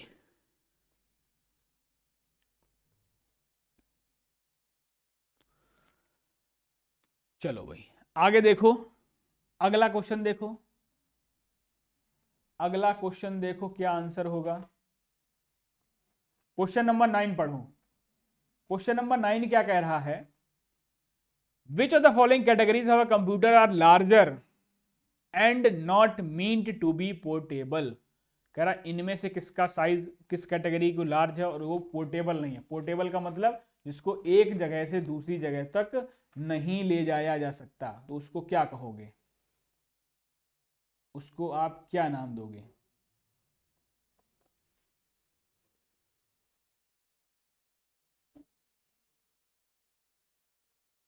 बताओ भाई।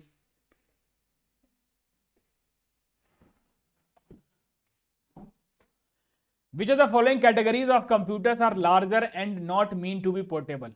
नोटपैड, पाम टॉप, लैपटॉप, इन सबको आप मतलब कैरी कर सकते हो, इन तीनों को आप कैरी कर सकते हो, लेकिन डेस्कटॉप को आप ये नॉन पोर्टेबल है। कैसा है, नॉन पोर्टेबल है, इसको आप कैरी नहीं कर सकते, तो ऑप्शन नंबर डी जो है वो इसका सही आंसर हो जाएगा।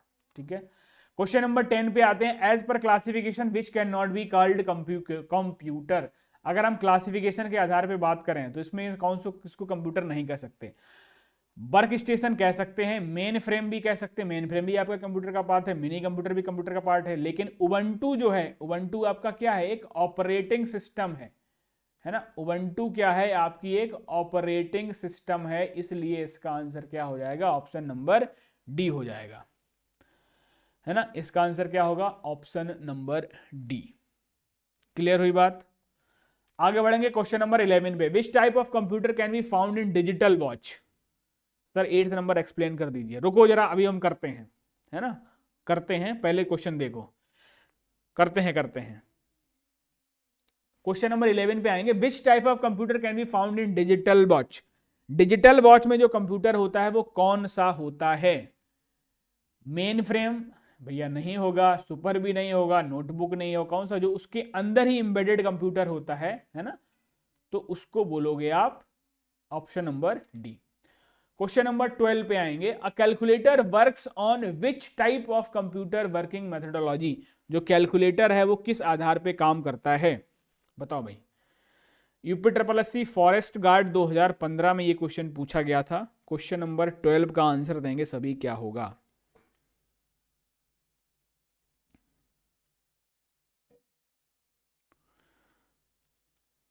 बोलो जल्दी से, बताओ भैया। क्या हाइब्रिड होगा, या एनालॉग होगा, क्या डिजिटल होगा, या फिर नन ऑफ दीज। देखो हाइब्रिड हो नहीं सकता, और कैलकुलेटर की बात हो रही है तो कैलकुलेटर एनालॉग पे काम करता नहीं, कैलकुलेटर करता है डिजिटल कंप्यूटर, यानी कि ऑप्शन नंबर सी जो है वो इसका सही आंसर होगा। Question 13। Desktop computers, laptop, tablets and smartphones are different types of. क्या होता है, माइक्रो, सुपर, मिनी, या फिर मेन फ्रेम।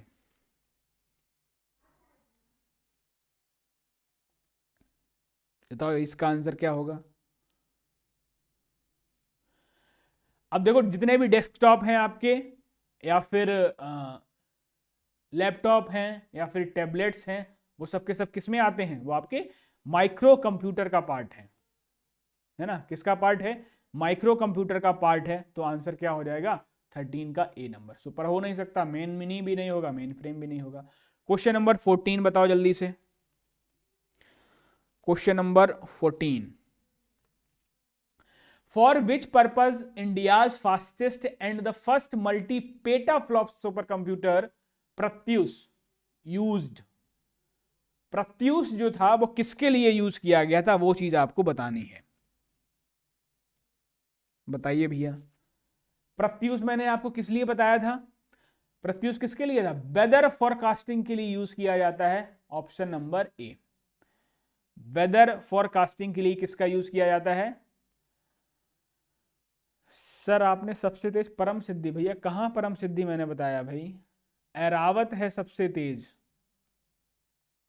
कौन सा तेज है? ऐरावत है। सर आपने सबसे तेज परम सिद्धि बताया था इंडिया। अरे नहीं भाई, ऐरावत बताया था।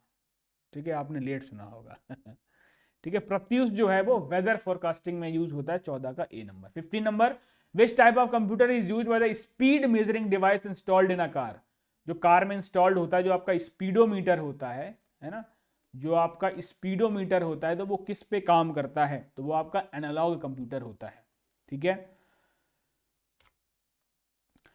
क्वेश्चन नंबर 16 पे काम करेंगे। 16 बोल रहा है, which of the following computer are use to large institutions and government agencies such as banks and railways. वहां पर हम किस सिस्टम का यूज करते हैं? तो भैया मेन फ्रेम का यूज करते हैं। जहां पर बल्क में डेटा को मैनेज करना होता है तो वो मेन फ्रेम कंप्यूटर्स होते हैं। क्वेश्चन नंबर 16 है ना। आगे बढ़ा जाए। आगे देखिए, आगे आंसर क्या होगा। क्वेश्चन नंबर 17 का आंसर बताइए। Which was the first mini computer. इनमें से कौन सा पहला मिनी कंप्यूटर था? तो पहला मिनी कंप्यूटर कौन सा था? पीडीपी 8 है ना। पीडीपी 8 जो था वो आपका पहला मिनी कंप्यूटर था। क्लियर हुई बात? आगे देखिए, डेस्कटॉप कंप्यूटर्स, लैपटॉप, टैबलेट, ये क्वेश्चन रिपीट हो गया, ये माइक्रो कंप्यूटर ही होते हैं। फिर कह रहा है which company is associated with ThinkPad laptop. जो थिंकपैड लैपटॉप्स आते हैं ना, उसको किसने बनाया था? सबसे पहले इंट्रोड्यूस किसने किया था, उसको बताना है आपको। बताओ भाई।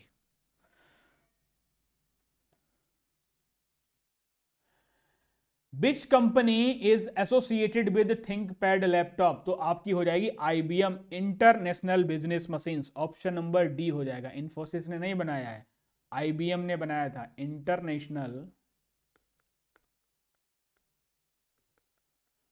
International business machines. ठीक है, याद रखिएगा। चलो भाई आगे देखते हैं। आगे क्वेश्चन क्या कह रहा है? Which portable personal computer is small enough to be kept on your lap. अब अपनी लैप पर रखोगे तो पीडीए तो रख नहीं सकते, मेन फ्रेम भी नहीं रख सकते, वर्क स्टेशन भी नहीं, तो आपका हो जाएगा नोटबुक, है ना। लैपटॉप जो है, नोटबुक को ही तो आप लैपटॉप बोलते हो, तो ऑप्शन नंबर ए हो जाएगा। ठीक है, ऑप्शन नंबर ए जो है वो इसका सही आंसर होगा। सर प्लीज़ कंप्यूटर ऐसा करवा दीजिए कि एसएससी का भी यहीं से पूरा हो जाए। अच्छा चलो भैया। क्वेश्चन नंबर 21 बताओ जल्दी से। Which of the following statement is are true regarding the Macintosh machine. जो मैकिंटॉश मशीन है, जो एप्पल वालों ने बनाई है, उसके रिगार्डिंग क्वेश्चन आपसे पूछ रहा है। क्या क्वेश्चन पूछ रहा है? It is a product of Apple, बिल्कुल सही बात है। इट इज डेवलप्ड इन 1972, 1972 में नहीं, 1984 में बनी थी, है ना, 1984 में, याद रखिएगा। तो पहला स्टेटमेंट सही है, दूसरा गलत है। दूसरा हो गया गलत, तो आंसर हो जाएगा option number D. Clear? Question number 22, what is meant by the term PCXT. PCXT का मतलब क्या है? पर्सनल कंप्यूटर एक्सटर्नल टेक्नोलॉजी है, या फिर पर्सनल कंप्यूटर एक्सटेंडेड टेक्नोलॉजी है? तो कौन सी टेक्नोलॉजी है भैया? Extended, option number B.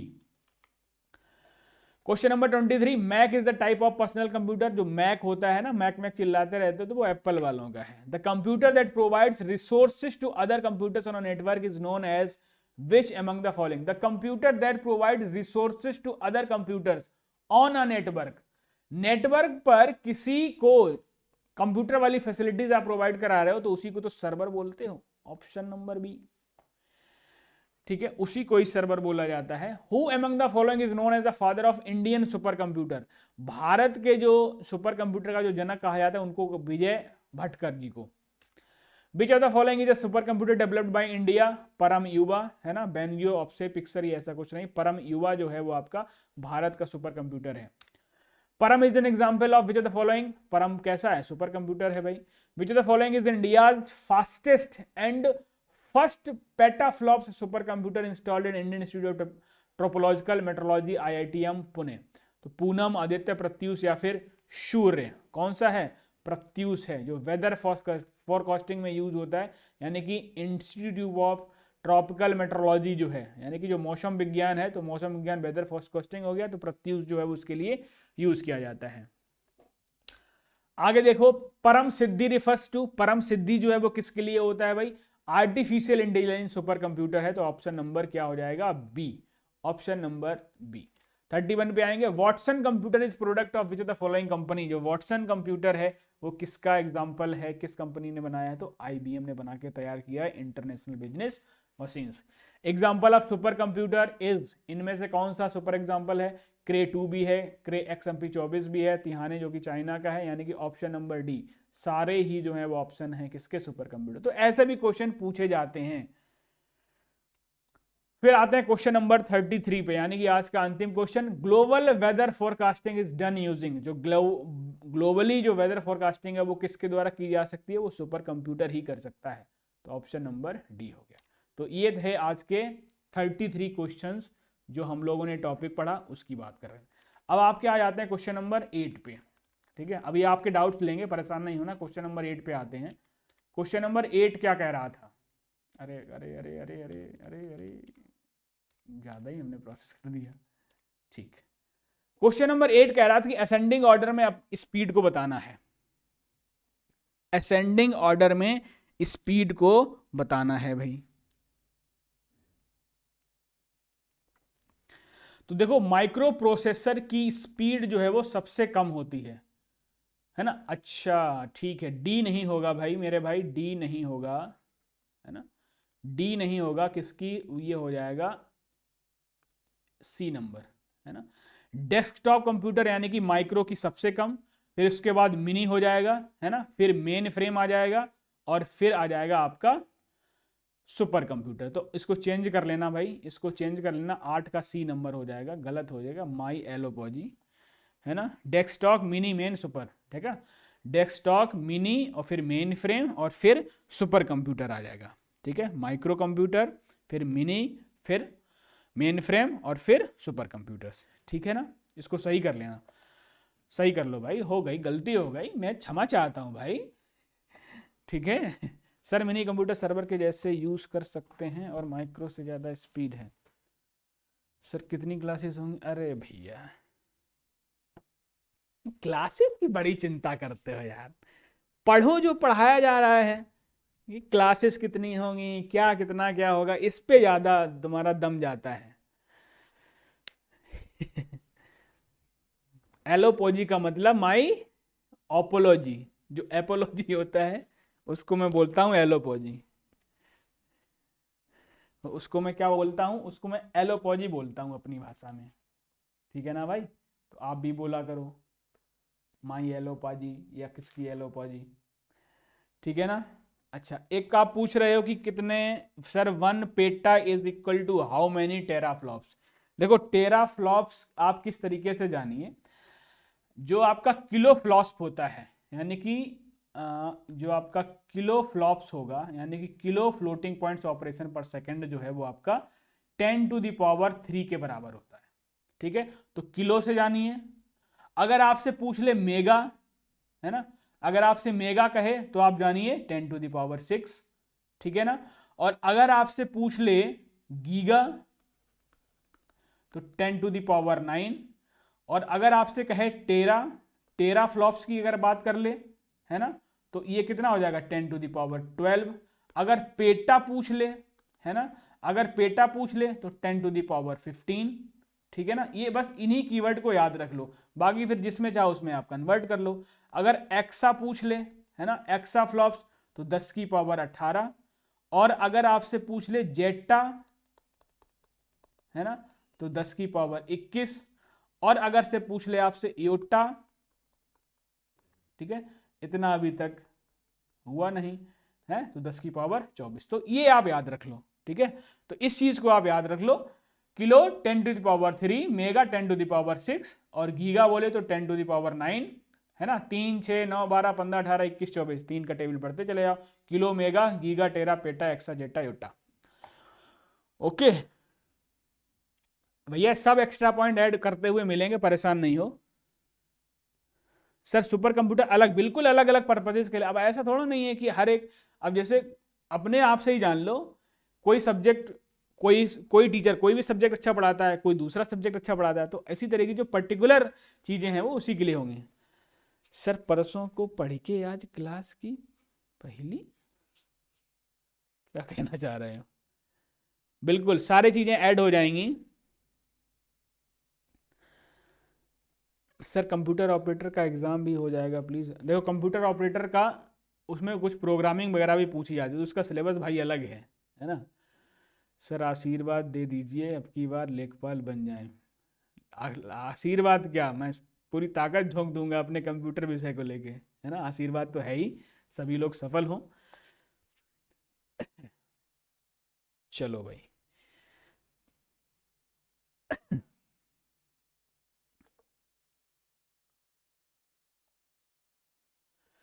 Mini computer, जैसे जो आपके सर्वर्स हो सकते हैं, है ना, जो आपके सर्वर होते हैं, जो यानी कि जो आपके माइक्रो कंप्यूटर से ज़्यादा का डेटा को हैंडल करना होता है।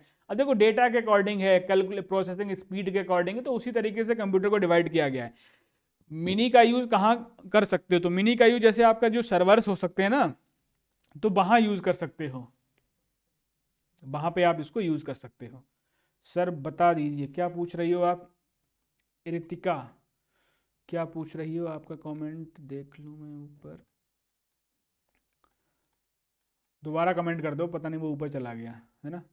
सर क्लास ड्यूरेशन कितनी होगी? सर वो देखो कोशिश मैं यही करूँगी 1 घंटे से 1.25 घंटे की क्लास रहे, ज़्यादा आपके पास ड्यूरेशन ना बढ़े। सर शेड्यूल क्या है क्लासेस का? लो भैया बताओ शेड्यूल। तो देखो भैया शेड्यूल, शेड्यूल आपका ये है, ट्यूसडे को, थर्सडे को और सैटरडे को आपको 8 बजे क्लास रहेगी, और वीकली आपका टेस्ट रहेगा, यानी कि जो आने वाला जो संडे होगा उसमें आपका एक टेस्ट भी होगा, यानी कि जो तीन, अभी आज क्लास हो गई, एक सैटरडे को क्लास हो गई, तो 3 क्लासेस का आपको एक टेस्ट मिलेगा। ठीक है, शेड्यूल हो गया आपका। ओके, कंप्यूटर सिलेबस कब तक होगा? पढ़ना शुरू नहीं किया, कंप्यूटर सिलेबस कब तक होगा? हो जाएगा भाई, करा देंगे, काहे परेशान हो। एनालॉग डिजिटल में क्या डिफरेंस है? अले डिजिटल कंप्यूटर जो है वो बाइनरी सिस्टम पे जब काम करते हैं ना, कि जो 0 और 1 पे काम कर रहे हैं, और जो एनालॉग होते हैं किसी भी चेंज होती फिजिकल क्वांटिटी जो भी हैं, तो वहां पर जो मशीन्स यानी कि जो डिवाइसेस यूज कर रहे हैं तो वो एनालॉग की तरह काम करती हैं। सर डाउट सॉल्व कर दीजिए, क्या डाउट है तुम्हारा? ठीक है ऐश्वर्य, क्या डाउट है आपका? सर जल्दी से करवा दीजिए, आपके सब्जेक्ट भी पढ़ें, फिर एक्स से टेंशन भी बनी रहती है कंप्यूटर की। अरे भैया टेंशन ना लो टेंशन ना लो, बिना टेंशन होके पढ़ो, ठीक है। सर कंप्यूटर ऑपरेटर बैच नहीं, कंप्यूटर ऑपरेटर वगैरह ऐसा कुछ बैच स्टार्ट नहीं होगा, है ना। होगा तो आपको बताया जाएगा, अभी ऐसी कोई भूमिका नहीं है, समझ गए ना। तो अब हम लोगों ने 2 क्लासेस कर ली, यानी कि 1 यूनिट कंप्लीट होगी। Thank you for the joining us, यानी कि आप हमारे साथ जुड़े लाइव में, बहुत बहुत धन्यवाद। और इसकी क्विज जो है वो, इसके नोट जो है आपको फटाफट से मिल जाएंगे। सर प्लीज़ एक डाउट है, मेरे मॉक में टारगेट रखना चाहिए, अभी मेरा मॉक में 59 नंबर थे। देखो मॉक वगैरह ये सब देते रहो जितना अपने आप को, देखो मॉक देने का मतलब क्या होता है कि वैरायटी ऑफ क्वेश्चंस आपके थ्रू गुजर के जाएं, यही तो मॉक का मतलब है। यानी कि कुछ ऐसे क्वेश्चन होते हैं जो हर बार आपको मॉक में देखने को मिल जाएगा, आप हर बार उसको कर देते होगे सही, तो उन क्वेश्चन से सिलेक्शन नहीं होगा, सिलेक्शन होगा उन क्वेश्चन से जो क्वेश्चन आपको नहीं आ रहे होंगे, तो उन पर अपना काम करिए, उनके नोट्स बनाइए, जो क्वेश्चन आपसे कहीं से भी मॉक लगाओ, तो जो मॉक आप देते हो तो उस मॉक में ऐसे क्वेश्चन छांटो जिनको आपने नहीं कर पाया था या जिनको आपको रिवीजन की जरूरत पड़ेगी, तो उन क्वेश्चन को आप एक बार देख लो, जब भी पूछा जाएगा उसको फिर सेट करके चले जाओगे। अब बार बार सिंपल सा एक क्वेश्चन पूछ लिया जाएगा आपसे तो उससे क्या हासिल होगा? तो सिलेक्शन वहां से नहीं होता है। सिलेक्शन कहाँ से होगा? जो क्वेश्चन कोई ना कर पाया और आप कर दो, तो वहां से सिलेक्शन होगा। सर टाइमिंग 7, अरे टाइमिंग नहीं 7 बजे कराओ, 8 बजे ही रहेगी टाइमिंग। बाइक में मीटर, हाँ तो बाइक में मीटर डिजिटल भी होता है, तो मैं कब कह रहा हूँ डिजिटल नहीं होता है? अब जो बाइक आ रही हैं बेसिकली आपको डिजिटल वाली मिल रही है, तो जो पुरानी वाली बाइक होती तो उसमें सुई भी तो होती थी, वो स्पीडोमीटर बताया, तो उसकी बात कर लें तो वो स्पीडोमीटर हो गया, वो एनालॉग पे काम करता है, ये वाला डिजिटल पे काम करेगा, है ना। सर टाइमिंग कॉपी बना लें क्या अलग से क्वेश्चंस की? नहीं, क्वेश्चंस की कॉपी नहीं बनाओ भाई, ये जो क्वेश्चन मैं करा रहा हूँ ये आपको नोट्स में मिलते हैं और इसकी क्विज भी मिलती है आपको, तो काहे एक्स्ट्रा बर्डन, कुछ नहीं करना भाई। नहीं ना ना ना ना ना। सर बाइक का मीटर हाइब्रिड क्यों नहीं है? काहे हाइब्रिड होगा भैया? क्यों हाइब्रिड होगा? सर मैं तो यूट्यूब पर वेट कर रहा, नहीं यूट्यूब पे क्लासेस नहीं होंगी, अब आपकी ऐप में ही मिलेंगी क्लासेस, ठीक है। ओके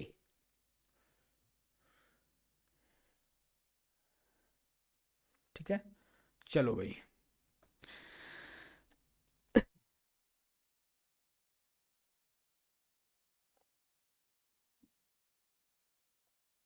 चलिए भाई, बहुत बहुत धन्यवाद, आप सभी लोग जुड़े। अगली क्लास हमारी होगी सैटरडे को,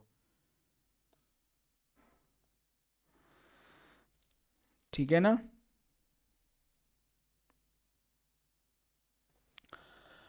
आई विज नॉट अवेयर द, अच्छा अवेयर नहीं, मैंने आपको बता भी दिया था, मैंने आपको बता दिया था कि आपको उस पे होगा।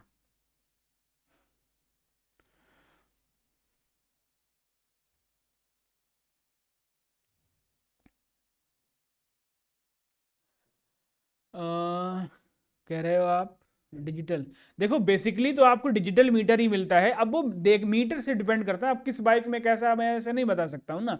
हो सकता है कुछ बाइक में हाइब्रिड भी आता हो, है ना। मोस्टली आपको डिजिटली देखने को मिल जाता है, लेकिन कुछ बाइक्स ऐसी होंगी, है ना, वो आपको देखने से पता चलेगा कि उसमें डिजिटल या हाइब्रिड दोनों का यूज़ किया गया है कि नहीं किया गया है। बात समझ रहे हो?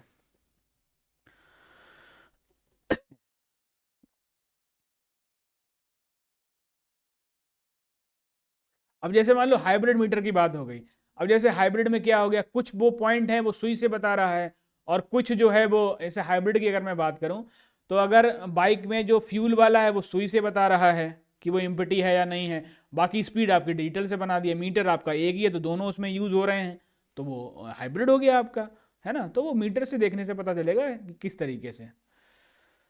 सर यूपीजी के 7 बजे होता है इसलिए बोल रहे प्लीज, नहीं यूपीजी के अपना अलग है, हमारा अलग है ना। सर आपने एनालॉग पे टिक किया था, अरे किस क्वेश्चन की बात कर रहे हो भाई, कहाँ हमने टिक कर दिया? अच्छा आप कार पे बता रहे हो, तो कार पे मैंने इसलिए टिक किया था, उसमें स्पीड की बात कर रहा था। अरे भैया वो पुराना क्वेश्चन था, तो अगर आपसे बाइक की तुम तो यार उसके ही पीछे पड़ गए। बेसिकली जो बाइक पहले थी, है ना, वो क्वेश्चन थोड़ा पहले समय का है, तो हो सकता है मुझे नहीं रखना चाहिए इस क्वेश्चन को। तो जो स्पीड की बात करेगा, तो अब उसमें क्वेश्चन में मेंशन नहीं किया ना, तो उसमें कैसा मीटर लगा है। अब टेक्नोलॉजी धीरे धीरे बदल रही है तो चीज़ें चेंज हो गई। कैसा भी हो बस बाइक चलनी चाहिए, बिल्कुल। देखो ये आया, देखो स्वैग वाला जवाब। चलिए ठीक है भाई, मिलते हैं हम लोग सैटरडे को अगले टॉपिक पे, अगले यूनिट पे, यानी कि ऑर्गेनाइजेशन ऑफ कंप्यूटर पे। ठीक है, चलो भाई, तब तक के लिए खुश रहिए और पढ़ते रहिए मेहनत से। मिलते हैं हम लोग सैटरडे को। Okay, thank you class.